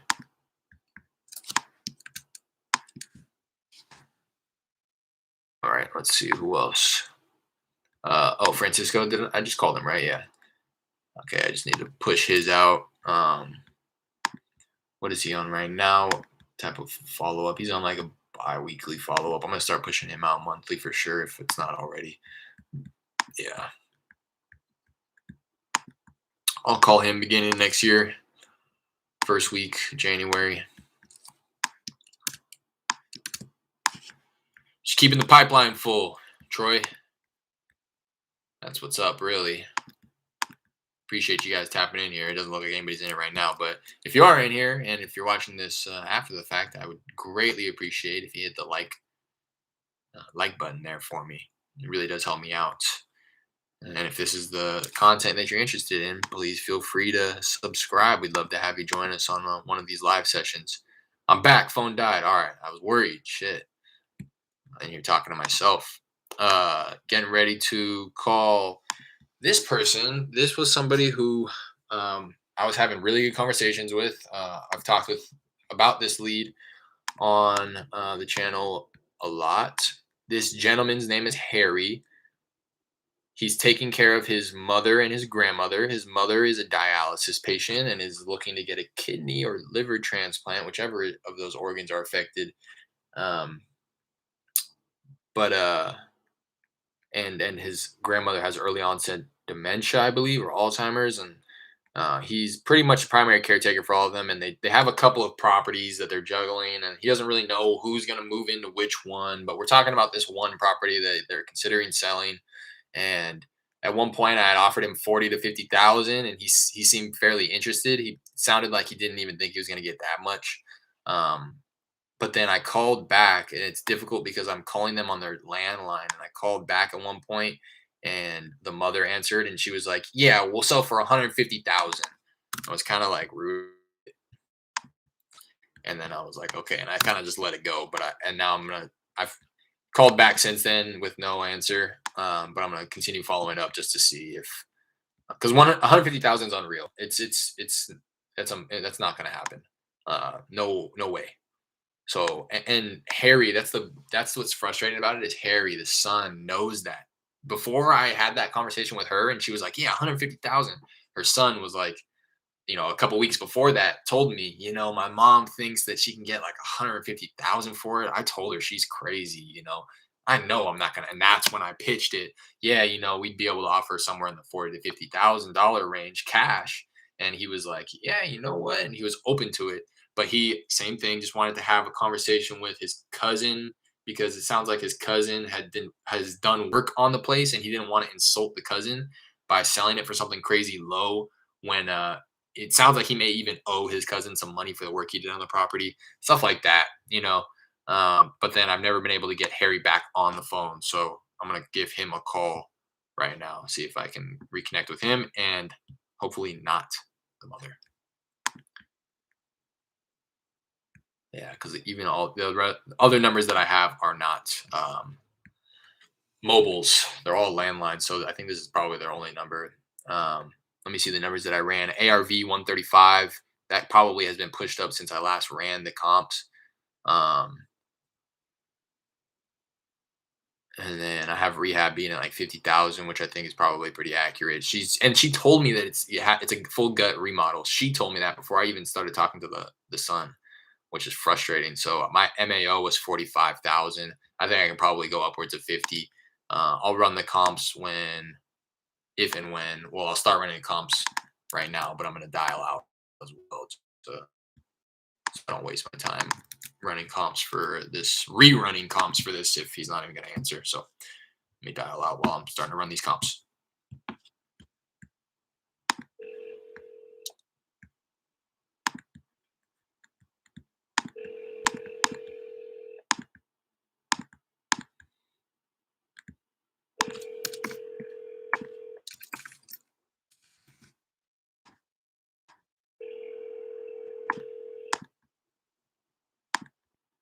Hello, we are not available now.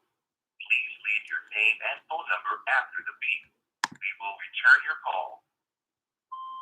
Hey, this message is for Harry.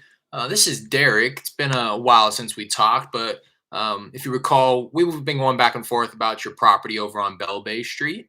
I just wanted to reconnect with you, see how you've been doing, see how the family's been doing, and see if you're still interested in possibly selling that property over there. Just as a reminder, my partner and myself, we have some cash on hand, so we are able to pay cash, and we're really looking to buy something before the end of the year. So if it is something that you're interested in, please feel free to give me a call or a text back, and we can see to possibly getting you paid before the holiday season on this one. Again, my name is Derek, and my direct line here is 832. I'll talk to you soon. That was a fire voicemail. Come on now. Thanks for your input. I currently just been calling from a Google Voice number, so it makes sense not to leave a voicemail. I've been leaving voicemails here and there to test. Yeah, if you're gonna hand dial, I wouldn't leave voicemail. That's all. Because if you're manually leaving the voicemails, I wouldn't do that. It's a waste of time. You can probably dial twice as many numbers if you were to just right when you catch wind of the fact that it's a answering machine, hang up and dial the next one, as opposed to sitting there either reading off your script or just saying a voicemail like I've been doing.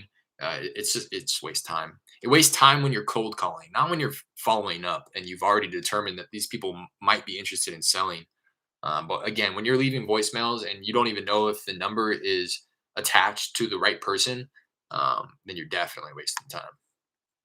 So I would probably go in the direction of not, especially if you're hand dialing.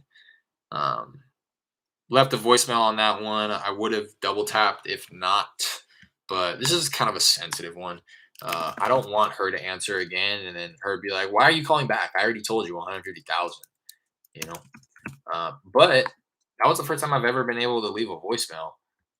Sounds like maybe he's cleared his voicemail out a little bit. I'm gonna give him. He's on a biweekly follow up, and I'm going to continue following up biweekly. So I'm gonna give him a call. Um, the 13th of December.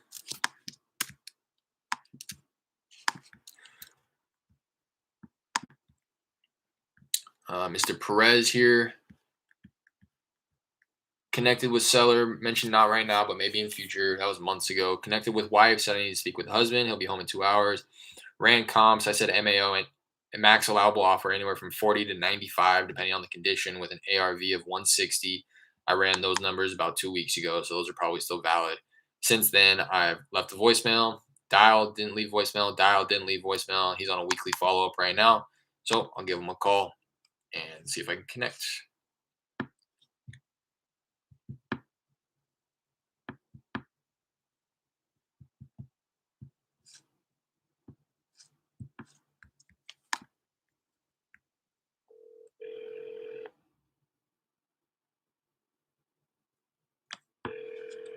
Drop the zip code, CWL. I'll take a look.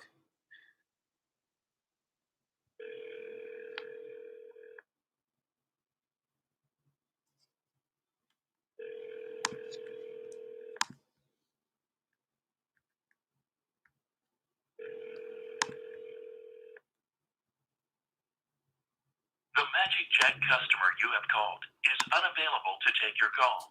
Please leave a message after the tone. Hey, this message is from Mr. Perez. This is Derek. If you recall, we've been going back and forth about your property over on Sweetbriar Street out in Houston, or rather, we connected months ago, and you had let me know that you weren't interested in selling, but that you could possibly be in the future. So, just wanted to round back, see if you've given it any more thought. Just as a reminder, we are able to pay cash. We're looking to buy one more property before the end of the year. So if this is something that you may be interested in, please feel free to give me a call, either a call or a text back, and we could see to possibly getting you paid before the holiday season for it. Again, my name is Derek, and my direct line is 832-324.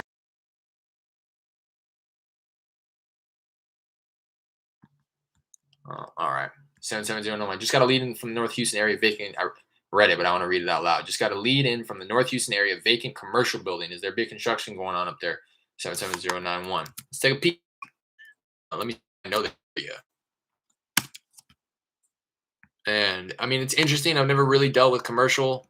If it's mixed use, that's one thing where it can you could put residential on it. But if it's like huge lot, commercial, I mean, building, it sounds like it possibly could sit on a big lot.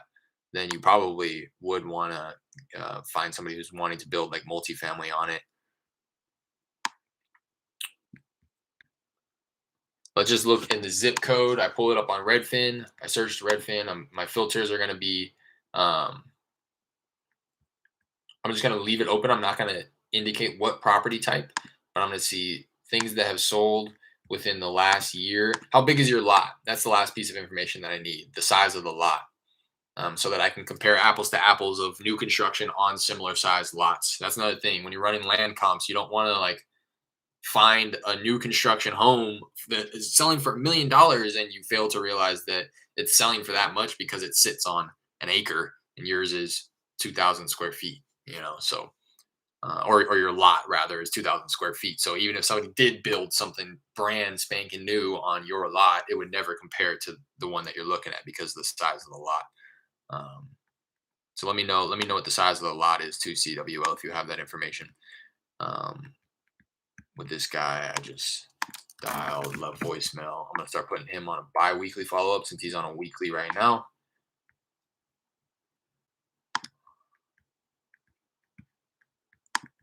See if that was the same guy. Yep.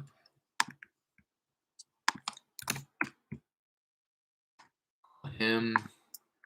13th. Who's next? I'm not gonna call this woman. She's just wasting my time, to be quite honest. Mr. Perez, another Mr. Perez, connected with Sutter, said maybe interested in the future, receive permission to follow up every 3 to 6 months. That was July that I last spoke with him. So let me give him a call now, see if he's given it any more thoughts. And while it is ringing, I'm going to be pulling his address and information and running comps on it in PropStream while I look to connect with him.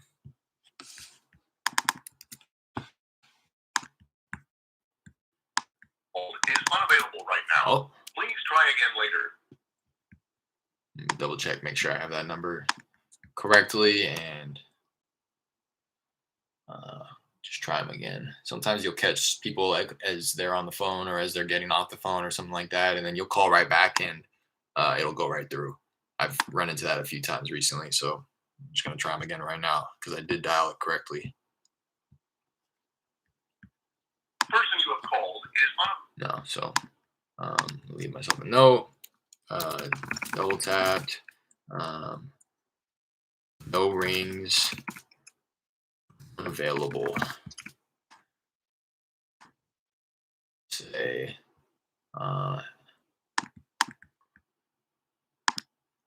weekly follow-up. I'm gonna say at this point bi-weekly follow-up. If first number is turned off / unavailable, try second. Call him in 2 weeks.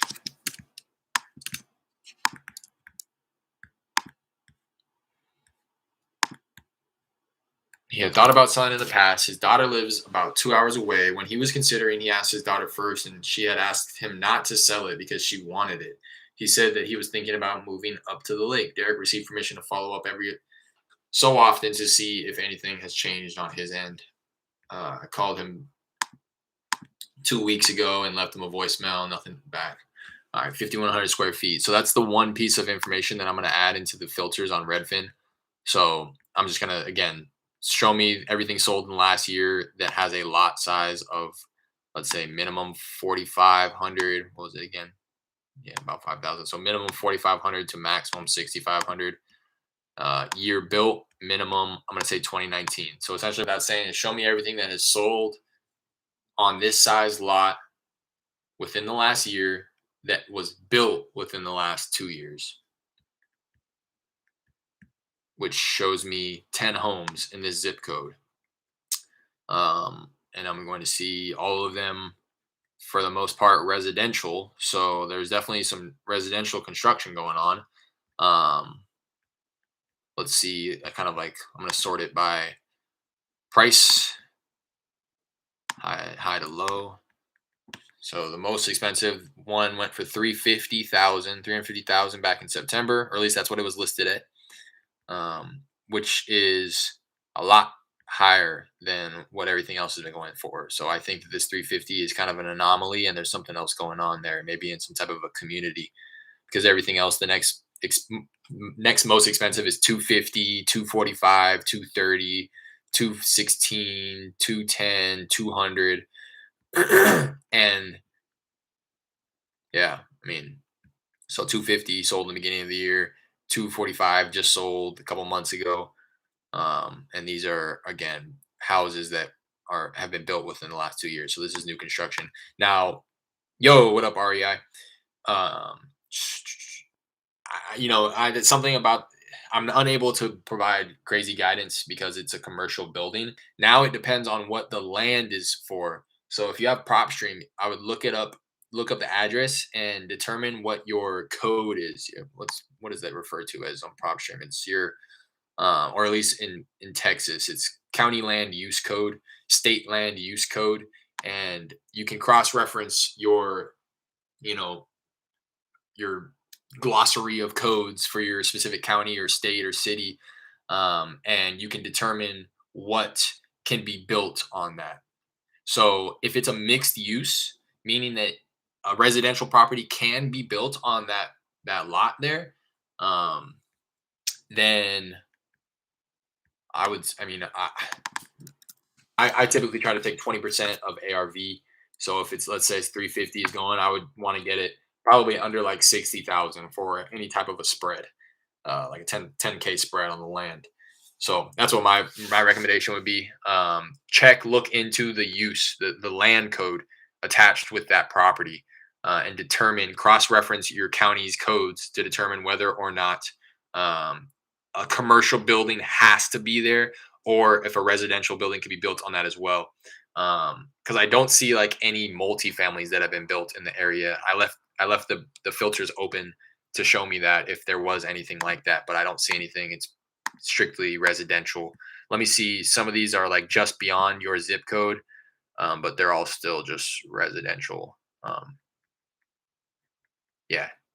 So check the codes, see if you're able to build something else on there besides a commercial building. If not, it may still be a play. You're saying it's vacant. I don't know how bad the condition is, but I know people are willing to go in there and add value to the property and then start renting it out long term. You're just gonna have to find that specific buyer who's not only willing to do the renovations but wanting to hold it as a buy and hold. Yo, our capital CW. I haven't gotten any leads from the northwest area. Northwest, yeah, because that's where the zip code is. Not specifically. Um, Really, the leads that I've been generating are like north side, a little bit further east from yours, and maybe a little bit farther south, like right north of downtown area. Once it starts becoming a little bit more residential, I'm working that area. My driving for dollars right now. Um, as you can see, this is like what I'm talking about. Your zip code is probably like right over here, or maybe like a little bit further north. And then like Fort Bend County, so like southwest. I work that area. That's where like this woman who I was supposed to connect with today, that's where her property is out in Missouri City. And then I also work like northeast, like Pasadena, LaPorte, southeast, like Sunnyside, South Houston, that area. Hey Derek, how's it going? What's up, Jim Shorts Joe? What's going on, bro? It's going well. Let me know. Everybody, let me know. Did you have a good Thanksgiving weekend? And while you're at it, do me a favor, hit the like button and subscribe if you're not already. I really appreciate it. I see a lot of 3-story condo type properties going up on lots that size in the Sunnyside area, but never had anything from there. Yeah, that's a hit or miss. That was like one of the first areas that I tried to farm, but all the people, it's like past the point of catching the gentrification early. It's like long gone, and the only people who haven't already sold their property there are people who are stubborn. You ever seen the Disney movie Up? It's like they're that old guy who all of this new development is going up around them, and they're standing on their lot like, I'm not selling. Like I grew up here. I've had this home has been in my family for centuries, which I get. You know what I mean? But just know that's the type of people that you're going to be talking to when you're trying to make them offers. Because they see what's going on. They see everybody selling their houses, all the houses getting torn down, and gentrification is happening. You know, based on my understanding, you want to catch it before that happens. You don't want to catch it after the fact because then you're going to be dealing with these type of people. You want to catch it right in the middle of it so that they're excited. You're catching the people who are like, oh wow, all this new construction. I'm sure my property is going to sell. And let me start fielding offers. How's the leads coming? Any under contract? Nothing under contract. I was supposed to connect with a woman today. We came to a verbal agreement on Saturday for 145,000. I was supposed to talk to her about an hour and a half ago, but I just wasn't unable to catch her at a good time. She's in between doctor appointments, so she's supposed to give me a call a little later today. I hope that I'm going to be by my computer, but if I don't hear back from her today, I'm going to call her tomorrow. And now I'm just working the rest of my leads. Everybody else that I have set for follow-up today. So I'm going to call this gentleman again. His daughter wants the property when he dies, essentially. He didn't outright say that, but that's what I know he's saying. Because he considered selling and moving, quote unquote, up to the lake. I don't know what that really means, but that's why he has considered selling.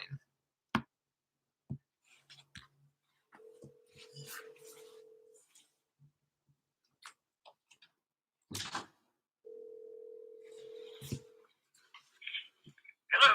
Hey, Mr. Wynn. Yes, sir. Hey, how's it going? This is Derek. How you doing? Good. What's up? Good, good. I don't know if you recall, but about probably 6 months ago, we connected about your property over on Pitts Ave in Pasadena. Yeah, I remember that. Yeah. My daughter wants to kind of hang on to it as Yeah. of right now. Okay, yeah, and that's what you had mentioned last time.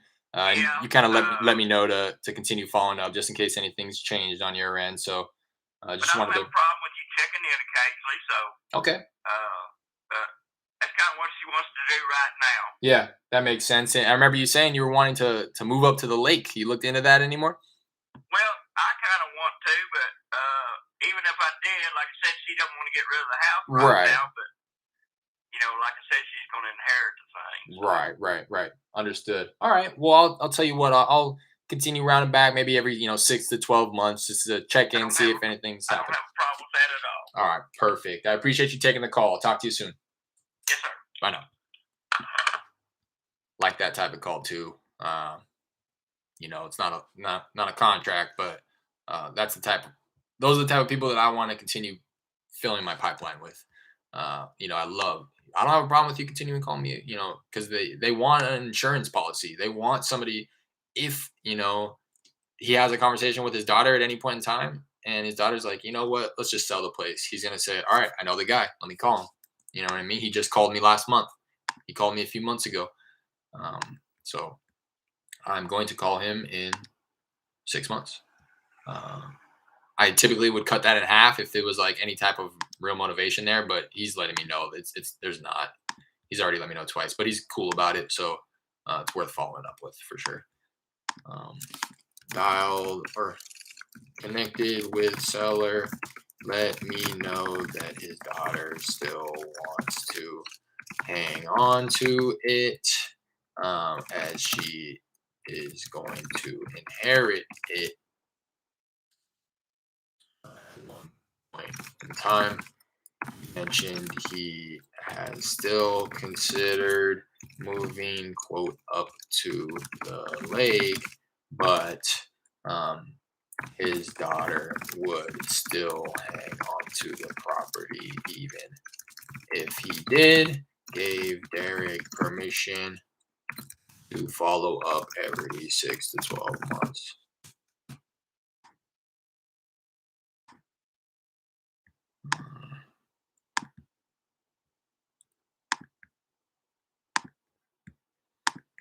Pushing up 6 months. Call him like the end of May.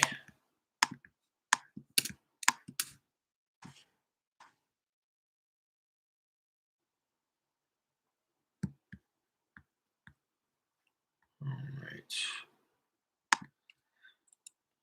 Mr. Purcell. Not interested in selling because it sounds like his tenants are looking to buy it. Putting this on 3-month follow-up to track the tenant's progress on moving forward. Called him 2 weeks ago. He didn't answer. And he gave him a call back. This guy has a bunch of properties, if I recall correctly.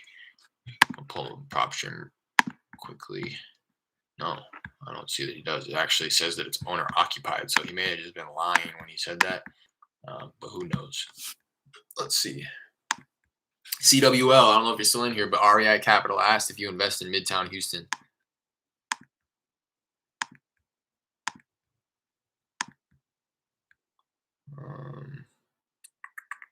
Yeah, let me give him a call. See if his tenants have moved forward.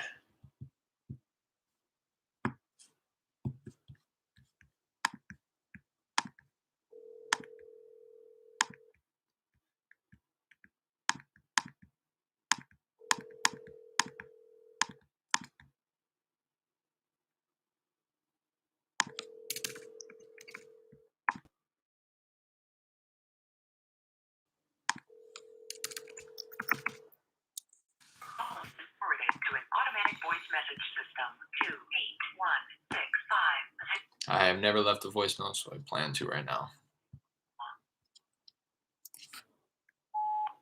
Hey, this message is for Mr. Purcell. My name is Derek. Not sure if you recall. We spoke back in August, it looks like, about your place over on Cedarwood Drive. At the time, you had let me know that there was really no interest in selling because it sounded like your tenants were actually moving forward in purchasing the place. So I just wanted to round back and see if that was still the case, see if your tenants did, in fact, end up buying the place. And if they did not, if you were possibly interested and receiving an offer on your place. Again, my name is Derek. If this seems like something that you may be interested in, feel free to give me a call back. Just as a reminder, we are able to pay cash, and we're looking to buy one more property before the end of the year here. So if it is something that you're interested in, we can possibly see to getting you paid before the holiday season. My direct line here is 832.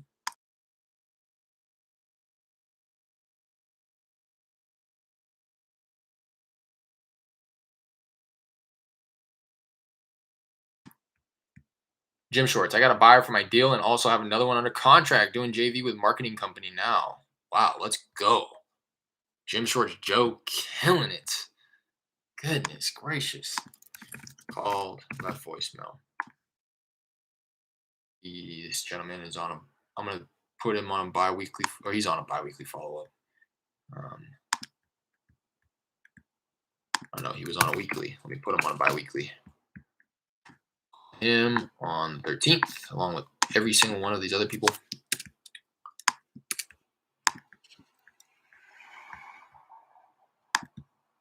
Congratulations, Jim Shorts Joe. That's awesome. I got a buyer for my deal. So you have a contract. Did you get an assignment agreement signed? Is that what I'm understanding? Is you have a contract direct to seller, and then you were able to get that assigned to an end buyer, and also have another one under contract doing JV with marketing company now. I want to know a little bit about that too. What do you mean by that? Are you splitting profits with a marketing company, or are you just JVing with somebody else who's handling the disposition end of the deal? Break it down. Break it down for me. That's awesome. Congratulations. Break it down. I'm really curious. So you have. It sounds like you personally have. Oh no, it sounds like you personally have two contracts. One that you found a buyer for yourself, and I want to know: did you actually get the assignment agreement signed, and has they put up any earnest money? And two, for that second contract, are you just like are you contracting somebody to market it for you, or are you splitting the deal 50-50 with a JV partner that's just handling the dispo? CWO, REI Capital, no, I think there's more apartments and businesses in Midtown. I invest some in Eastwood. Let's go, Jim Shores. Jim Shores Joe, my guy. All right, Juan mentioned that she has liens. Kept saying there are other issues with the property, likely condition due to driving for dollars. Didn't actually indicate that she wanted to sell, but kept mentioning that she couldn't sell if she wanted to. I remember this conversation. Spoke with the grandmother who mentioned that the people living there, sounds like her kids possibly, are not interested in selling. Derek tried to confirm that he was speaking with the same person, as somebody in the past mentioned they were interested, but she corrected Derek saying that they are not. I'm gonna push this one. This isn't one where I need to call them right now. I'm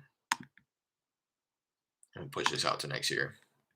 I left a note for myself, try to get her to open up about the property and to reassure her that we can buy it as is. Try to determine if they want to sell and don't think they can, or if they don't really want to sell at all. That's the vibes I was getting. It's like, do you want to sell, but you don't think that you can because of all these liens and all these other issues, or do you just not want to sell? Like, would you sell if you could? That's what I'm curious to know. I'm gonna push this one out to January.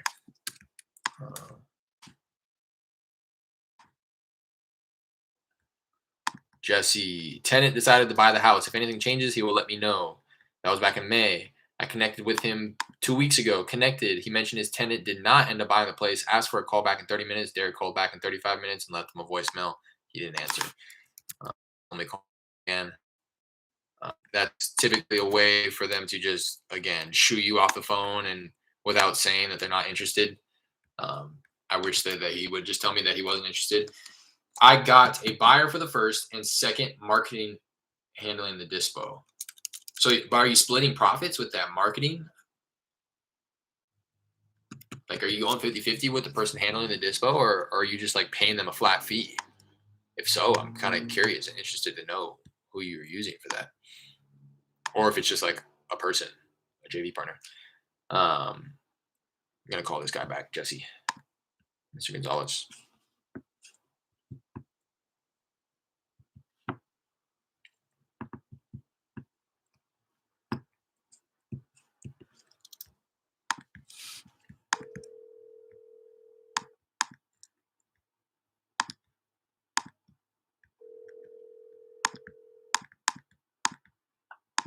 Hello, Jesse. Hey, Jesse, how's it going? This is Derek. Hey, Derek, how's it going? Going well. How was your Thanksgiving weekend? It was good, and yours?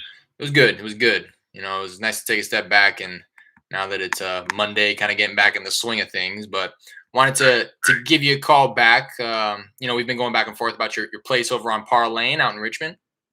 Right. Yeah, I just wanted to, you know, reconnect, see if I know you had mentioned at one point in time the tenants were considering buying it, but we had talked a few weeks back, and you let me know that they didn't end up moving forward. Just wanted to see if it's still something that you're interested in actually selling the place. It is something that we're interested in. My wife and I are. Mm-hmm. We're just in the middle of figuring out what we're going to do with the tenant at this point. Gotcha. So we will probably need a little more time before making the final decision. But Yeah, a decision will be made here soon. But we're the tenant that I have. I don't know if I told you, but he's been in there for quite some time. No. He's going, I believe, on 10 years. So Oh, wow. I don't want to just push him out. Of course, yeah. Because he wasn't able to buy it just yet. Yeah. But if he decides he's going to move to a different place or whatever, I'm giving him a little time to make that decision. But we need to move forward here soon. Yeah, so, yeah. Okay, yeah, that makes sense to me. The benefit of the doubt at this point, and since he's been a loyal tenant, I didn't want to put, like I said, I didn't want to force him into making that decision. Yeah. Right there and then. Yeah. Definitely, hopefully before the end of the year, we know what direction we're going. Okay, yeah. I was gonna ask what kind of timeline you were working with, so that makes sense, and I completely, I understand that absolutely. You know, like you're saying, long-term tenant, he's done good to you. Yeah. You want to do right by him or her, and you know, Right. the last thing that you want to do is kick him out on the street. So I get that, and just want to, reassure you that that's something that we would consider as well. You know, we're definitely not in the business of kicking anybody out on the street. So even if it was something that me and you were able to come to an agreement on, I just want to reassure you that your tenant would be considered in all aspects of the deal as well. So, And I'll take that into consideration as well. Yeah. I'll throw that at my tenant as well. If he's okay with it, then we might be able to move forward at that point. yeah. Sure. All right, perfect. Sounds good. So I'll if this sounds kind of appropriate to you, I'll give you a call maybe right before the end of the year to give you a little over a month possibly to have that conversation with both your tenant and your wife. Make sure that you guys are set on the decision that is being made, and hopefully we can start talking shop around then and see if we may be able to help you out. Sounds good, man. Appreciate All it. right. You have a good afternoon. All right, same to you. Talk soon. Take care. Another great call. I like that. I like these. I like that a lot. If you're in here and you like that, hit the like button for me. That was a good call right there. Again, not a contract, but somebody who is working their way to the bottom of my pipeline there.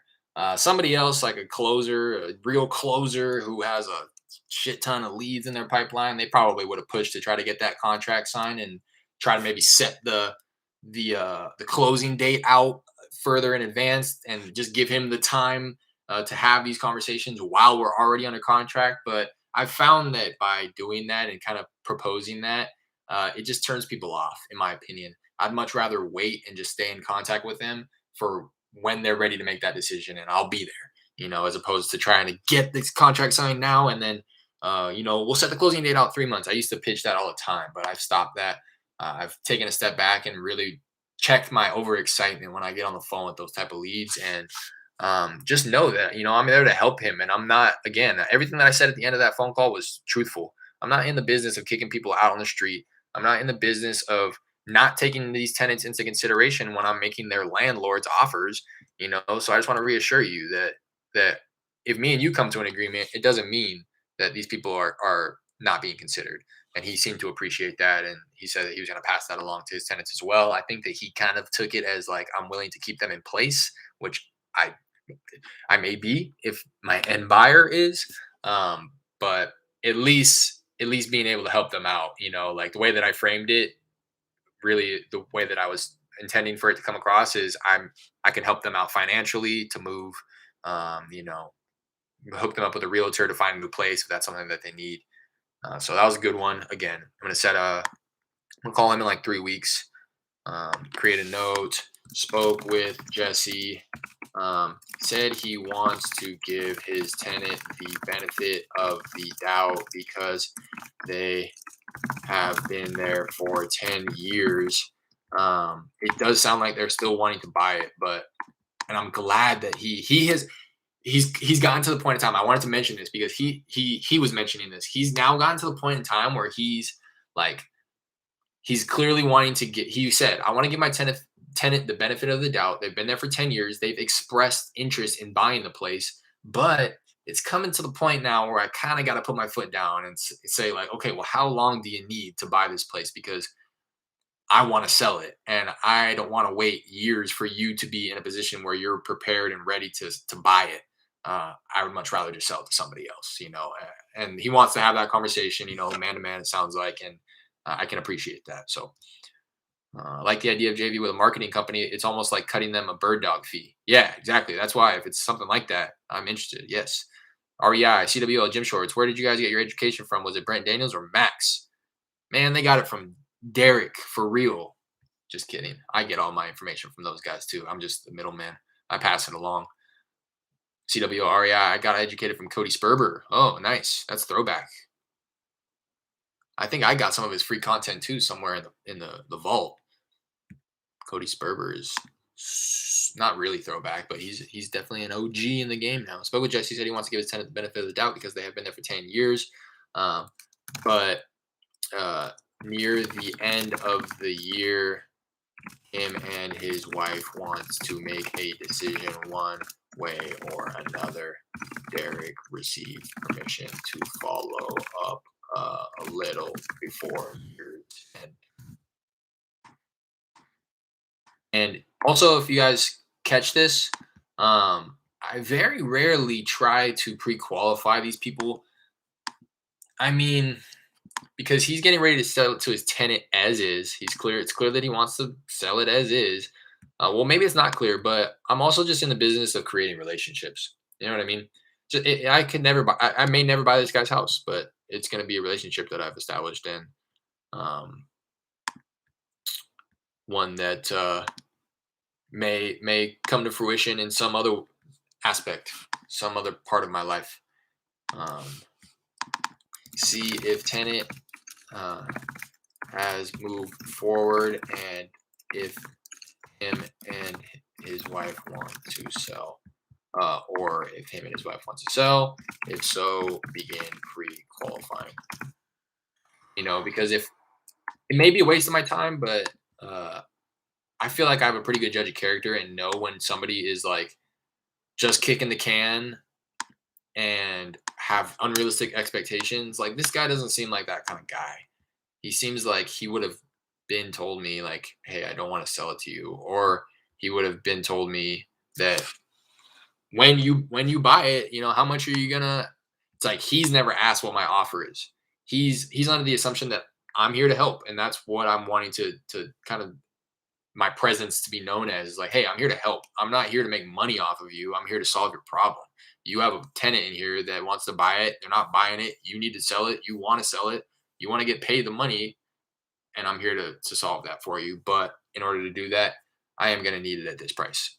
So, anyways, I actually worked for a wholesaling company and started doing it on my own now. Oh, nice. Still learn a lot from Derek here. Hey, appreciate that, Joe.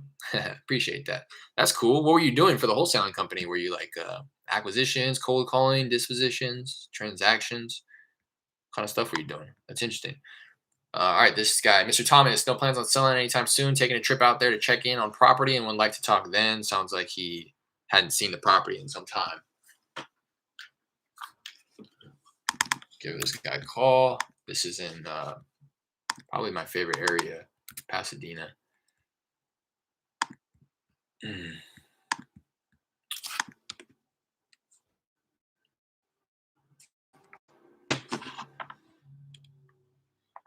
I'll plug up. Make sure my phone doesn't die. Oh, excuse me. Hiccups.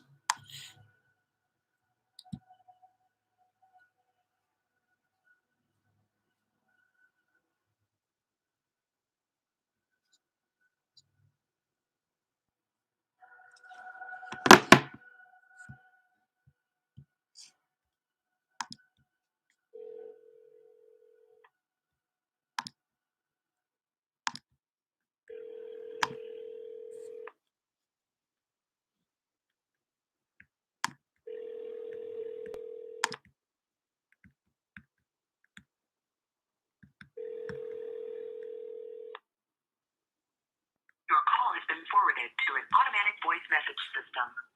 7. I'm not going to leave a voicemail on this guy just because we haven't really ever had a productive conversation. I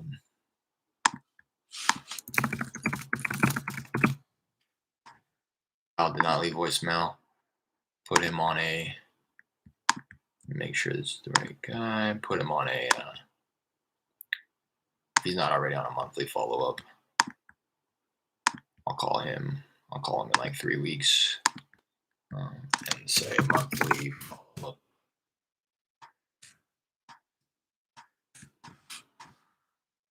All right, a couple more people here. Mr. Garcia wasn't interested yet. Asked for a call back in 1 month. That was back in May. Double tap seemed like the second time he dropped the call immediately. That was 2 weeks ago. So let me give him a call now. The marketing company is basically JV and they handle all disposition. If you don't mind me asking, Jim Shorts, what's the split? What do they expect? Is it a flat fee? Are you just paying them to strictly market it and that's it? Or do they have some type of an incentive to actually get it sold? Because they either get some type of a split or they get a higher earning if they actually get it sold. I'm interested to know the structure of that payment. If you don't mind sharing that. If you do, I completely understand.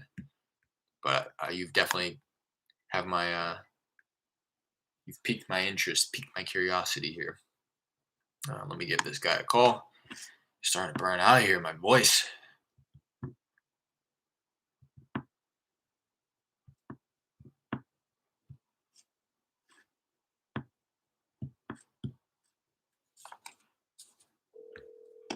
On the last guy too, I really had only ever had like 1-2 conversations with the guy, but I did have a conversation with him like 2 weeks ago. So that's why I went for like the, hey, how you doing?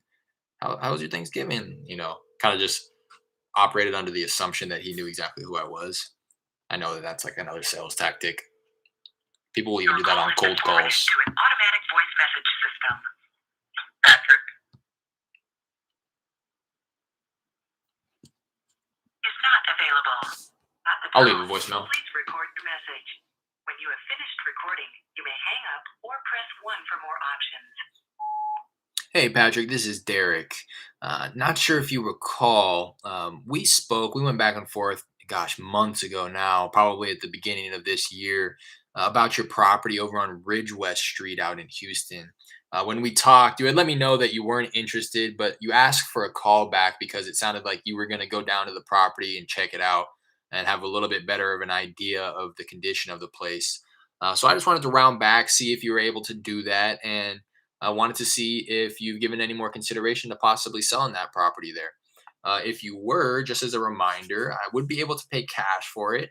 We're looking to buy one more property before the end of the year. So if it was something that you were interested in, we could possibly see to getting you paid before the holiday season here. If it is something that you're interested in, please feel free. Give me a text or a call. And my direct line here is. I'll talk to you soon. Uh-huh. Dial the voicemail.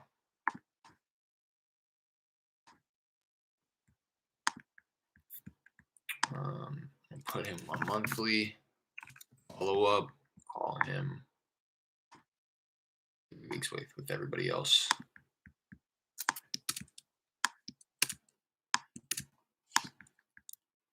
All right, and this gentleman I am not calling.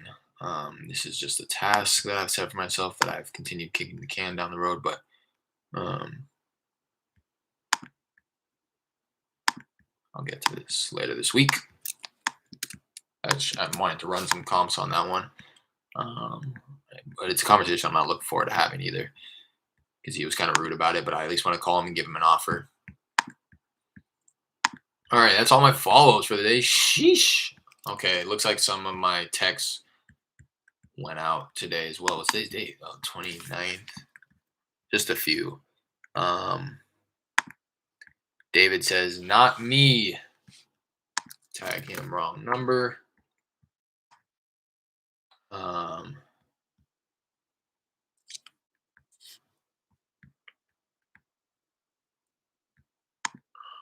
There's a few people in these texts, though, that I remember I need to call because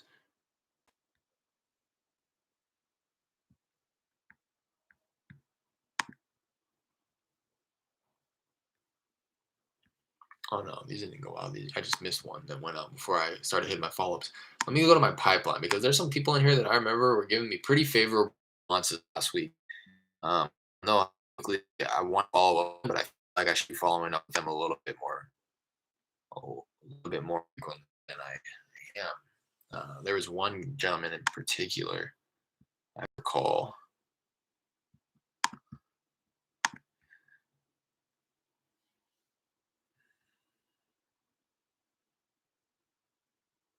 Yeah. Oh no, yeah, it was this gentleman, but he texted me off of a different number.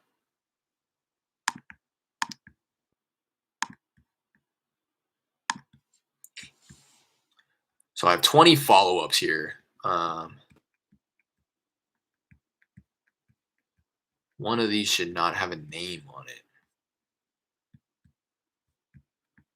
Marilyn is the woman I talked to earlier. Truck is the guy who I talked with. We kind of went back and forth a little bit aggressively through text, but he ended up saying, like, I get it. And he wanted a little bit of time to think about it. Richard. Let's see what's going on with Richard. Oh, high asking price, but I said follow up. Oh, yeah, he's not really anybody I want to follow up with, or at least not push the follow up. I'll follow up with him when I told myself I was going to follow up with him.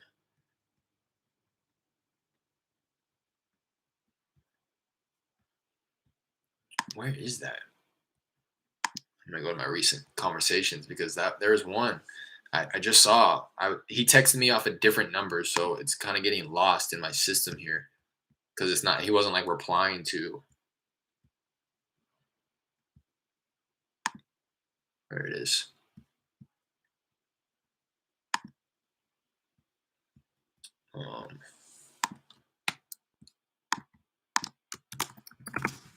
LC2.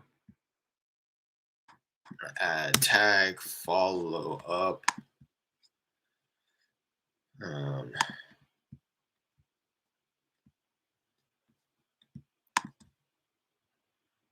Save that. I gotta create a property card for him, so I'm gonna add in the address.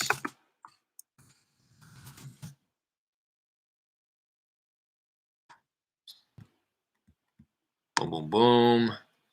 And then I'm going to Oh yeah, see, I'm tripping. I set myself a follow-up task to call him today, but I didn't assign it to somebody. I need to go find out if I've ever done that with anybody else. Um, because that's a big no-no. I need to, let me see if, yeah, and I even made a note for myself. Asking price for the property is 210. MAO, I said 180 to 185. As is for 190 to 195 is probably what things were going for.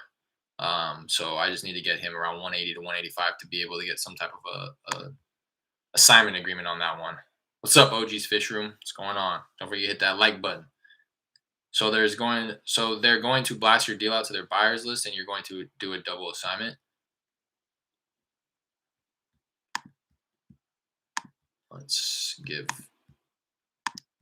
this gentleman a phone call.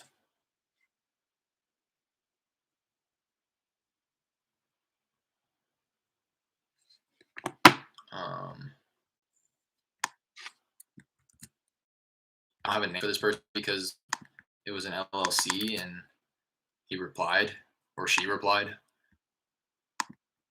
So I don't have any. Jorge. Jorge is the name on this property. I just don't know if that's who's texting me. So I'm going to try to find that out in the beginning of the conversation. I'm just quickly pulling up some comps so I can refer to. I've already clearly ran comps, but I just want to pull it up so that I can have some points of reference if the conversation does get that deep. But I will give him a call now.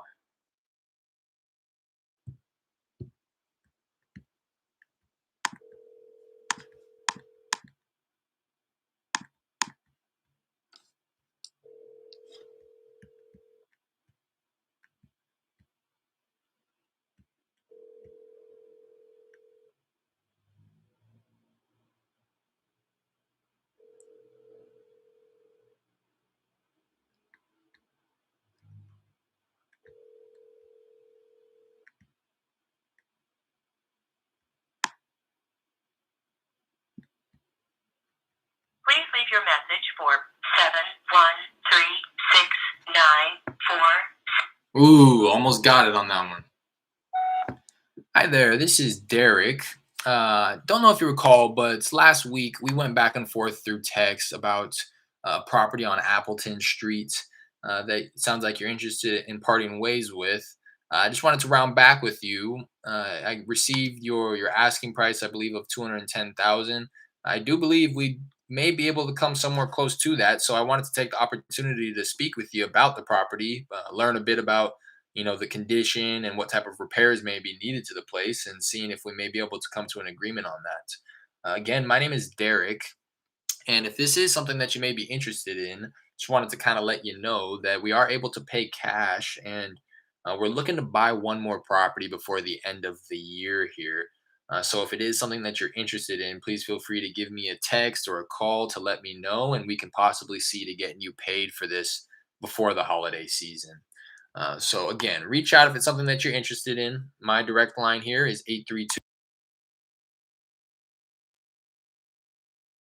I'll talk to you soon.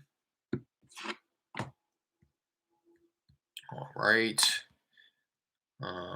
Who did I just? Oh, it was this gentleman. Text.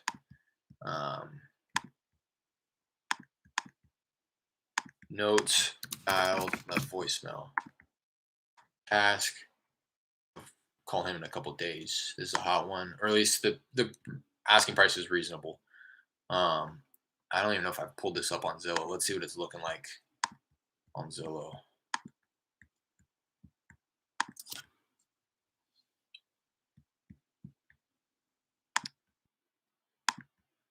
Yeah, it's gonna need some work. So I'd imagine that hopefully he's negotiable on that price. If he is, I think again that he's reasonable in it. He's asking 210. His estimate is 171, but I have comps going for upwards of two. I mean,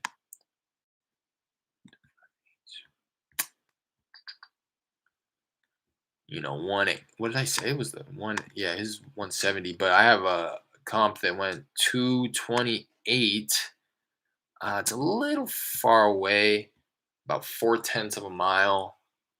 I also have another one that went for 272. I think this one may be. I mean, that's on the right side here, and that's the same subdivision. Same subdivision. It's a half mile away, but it's the same subdivision. And that one went for 272 back in April of this year. Has an extra bedroom, so ours could probably go for 260. Let's just call it. Theirs has an extra 100 square feet, so ours could probably go for 250. Oh, that's why I didn't use it as a comp. That one's like 3 times the lot size. But still, yeah, that does affect it. I think I'd have to rerun the comps. I'm not gonna do that right now, but uh, like I said, I'm gonna call this guy in a couple days.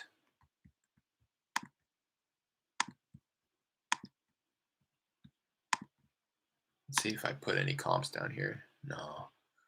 Oh no. Yeah. No, I haven't. So have that guy on a follow up. I need to be sure that I'm not letting any of these other ones slip through the cracks like this one would have. I just so happened to see his street name somewhere that I was just looking, and it reminded me of it. Literally the same street name. So hopefully that doesn't happen again.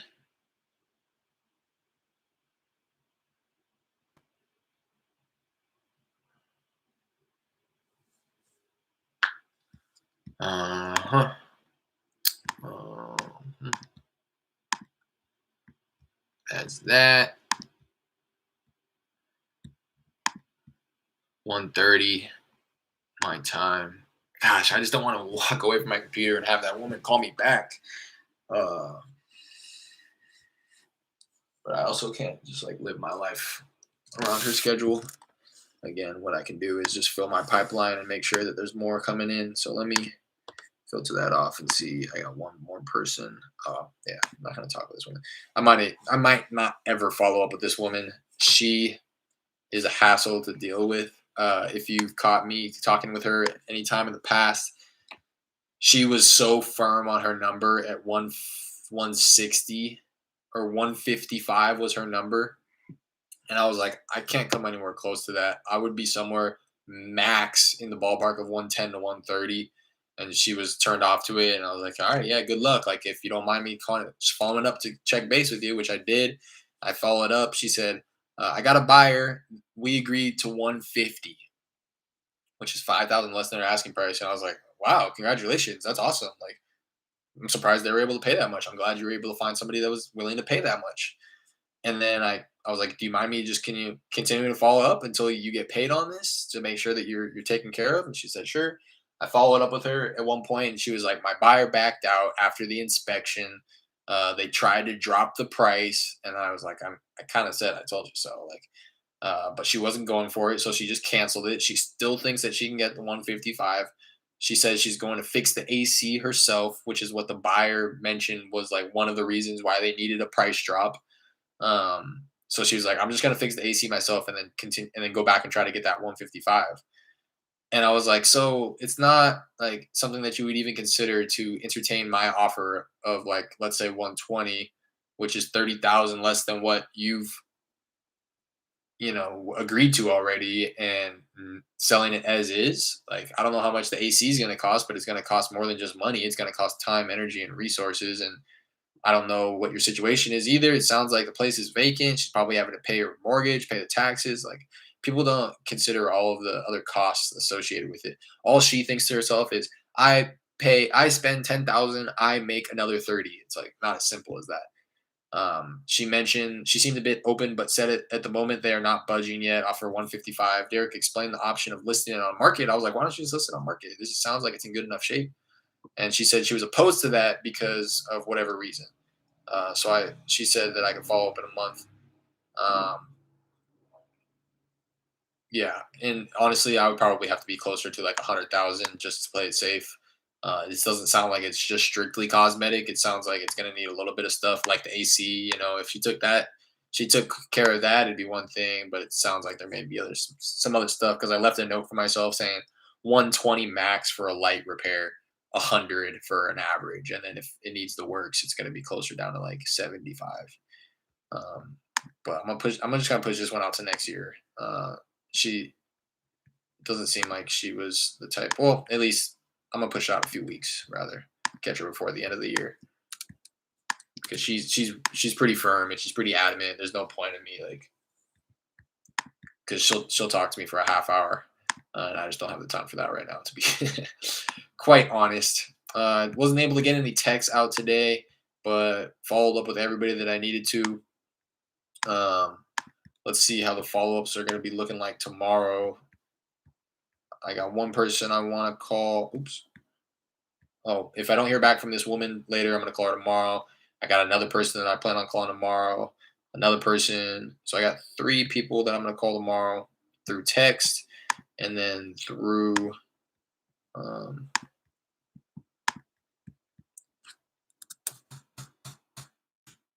my dialer. I have 4 people that I want to call. Let's see if any of them are warm. This woman told me she wanted to sell. Haven't heard from her. Same with this woman. Haven't heard from her. Same with this woman. So if I can get on the phone with any of these people, same with this guy. If I can get on the phone with any 4 of those, it should be a good conversation. But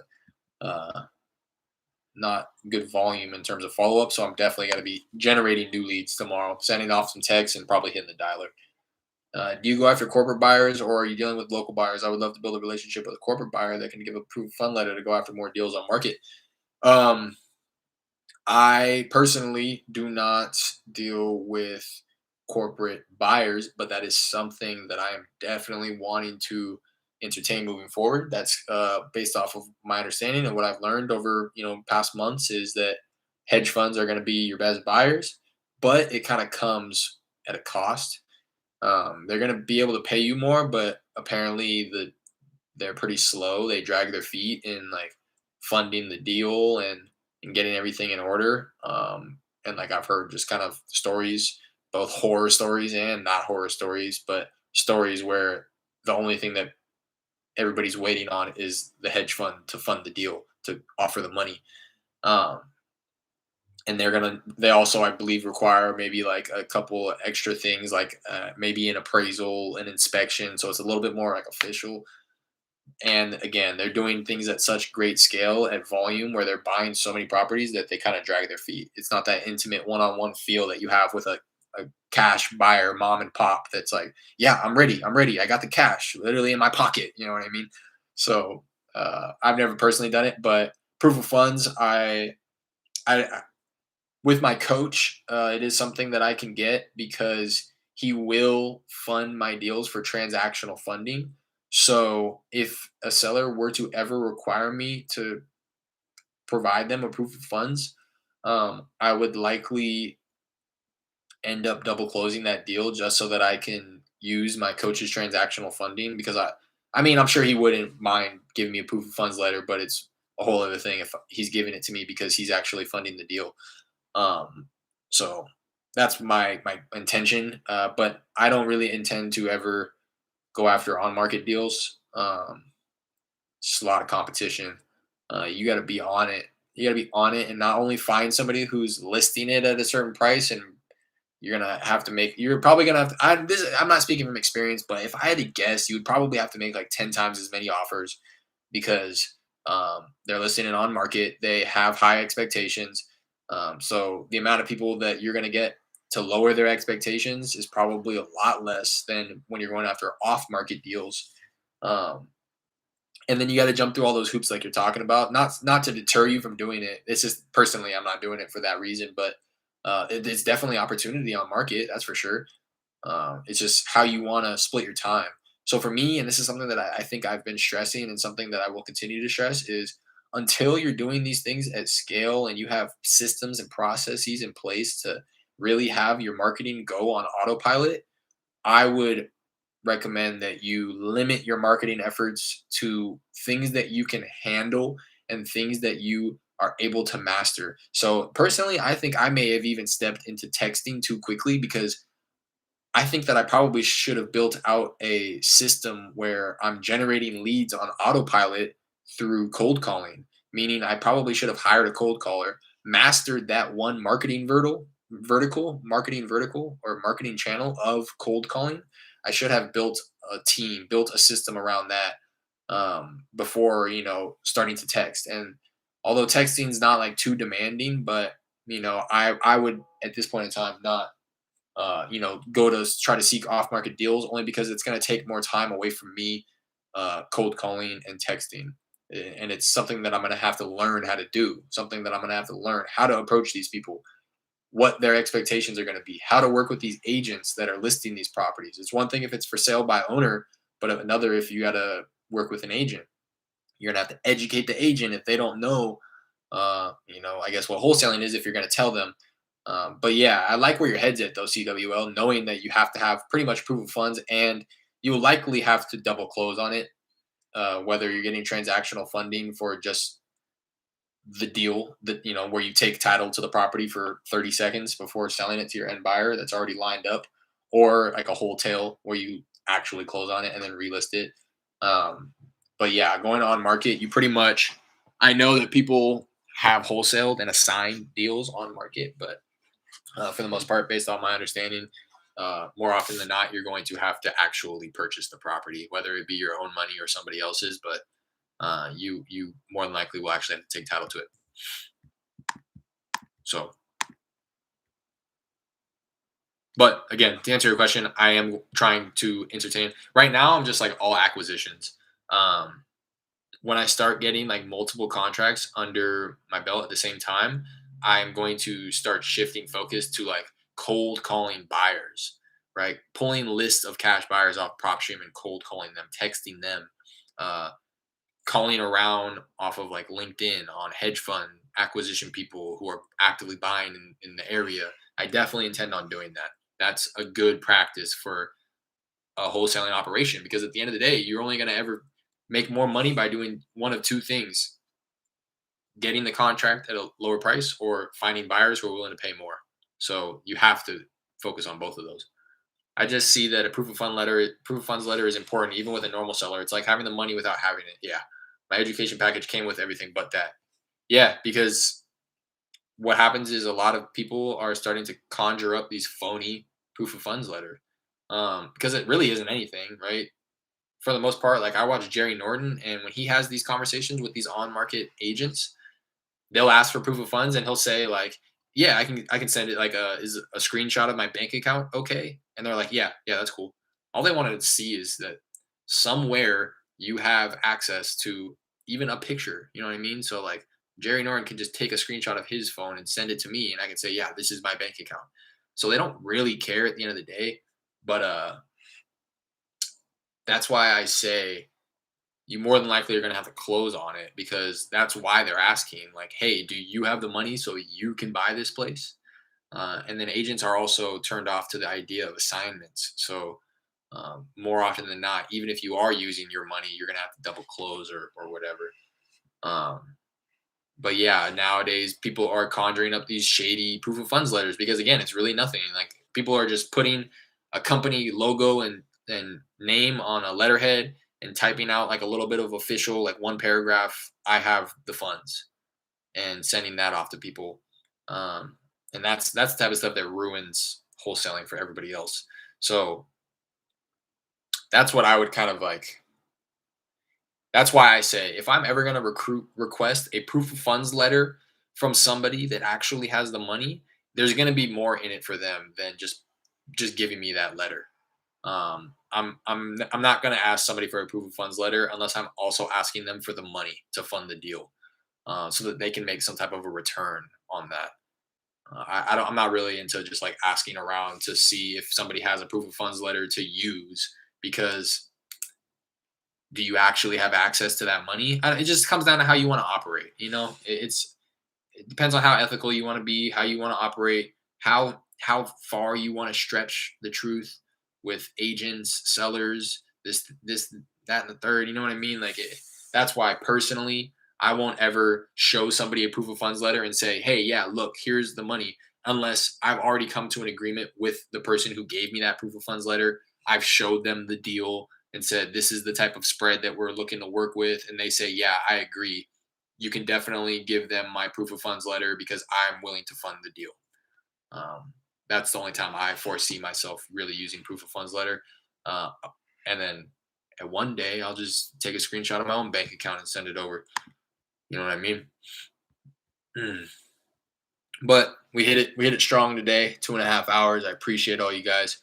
Um, hoping that this woman calls me back. I'm gonna be out though, so hoping that it's not. I may run back home. To be honest, if I'm close to home, I might just tell her I'll call her back in like 5-10 minutes when I get home. And that I stepped out real quick. And if I do, I'll be sure to hop back on here. So be on the lookout for that. I might hop on in like a few hours, late afternoon, early evening, to try to get that contract locked up. Either way, if I do, I'll film it. If you don't catch it live, it'll be on the page for you guys to check out after the fact. Appreciate all you guys that hopped in here live and to support today. Had a few new people. Jose Rodriguez, I appreciate you jumping in here and joining us. We look forward to having you in future live streams. Troy jumped in here. He's a new subscriber. Appreciate you joining in. And again, looking forward to having you join us in new live streams. REI Capital, you're a newer subscriber, so I appreciate you jumping in here with us. CWL, Jim Shorge, J Lep, the OGs. Appreciate you guys. OG's Fish Room, you hopped in here too. Appreciate you. Appreciate you. I'm still text blasting. I'll see you later. That's what's up, CWO. Keep it going. Keep it going. Keep it going all day. Shoot, keep going until your fingers hurt. Tell you why. Because I would keep going, but I need to make money. I gotta go. I gotta go hit the deliveries. So, that's really my goal in closing my next deal is being able to allocate the funds appropriately so I don't burn through the bag and I'm able to get the next one under contract and close before I run out of money. So right now I still got to pay rent. It's nearing the end of the month here, so I got to go make some money. And I'm gonna get back on tomorrow. I'm gonna start texting. Are you using the platform that I recommended, text blasting, or oh no, you use batch leads, huh? But anyways, appreciate everybody who I shouted out and anybody who I failed to mention. Really do appreciate you guys hopping in here. I'm gonna hop on tomorrow. I'm gonna, like I said, strictly lead generation tomorrow. Well, not strictly. I have a few people I want to follow up with, but it's not gonna take me nearly as long to follow up with them. Just a handful of people. So I'm really planning on tomorrow being my like lead generation day. I'm gonna hit the text. I may hop on like towards the tail end of the texting so that again you guys aren't because you can't see it. There's nothing to really listen to. So, and then maybe hit the follow ups as like a little bit of a transition in between my texting and my cold calling, which is what I'll do after I hit the follow up. So, look forward to seeing you guys tomorrow. Appreciate every single last one of you guys. If you haven't already, do me a favor, hit the like, subscribe, notification bell. My goal is 50 subscribers by the end of the year. And we're at 37 right now. So we're on our way. I'm getting like, one every other day. So I think I'll be able to do it if you guys help me out with that. I'd really appreciate it. So like, subscribe, notifications, preference. I would just love to have you join us in the live streams so that you get notified when I actually go live. I try to go live around the same time every day, Monday through Friday, once a day at least. But if you're, I'd really appreciate it if you hopped in live here. So if you think that a little notification is something that will help you out with remembering to hop in here with us, go ahead and hit that notification bell as well. And like always, drop any comments if you're watching this after the fact of any questions, comments, concerns you have, any recommendations or suggestions for me as a newer wholesaler, or suggestions or recommendations on any type of content you want to see on the channel. Like I said, really want to tailor my content to my early subscribers. So these 50 subscribers that I'm trying to get before the end of the year, those are going to be, my diehards forever, really, because I don't plan on stopping the YouTube channel. So when, we're in here with hundreds of people that are joining us live every day, you guys won't be forgotten. So till the next time, till tomorrow, peace.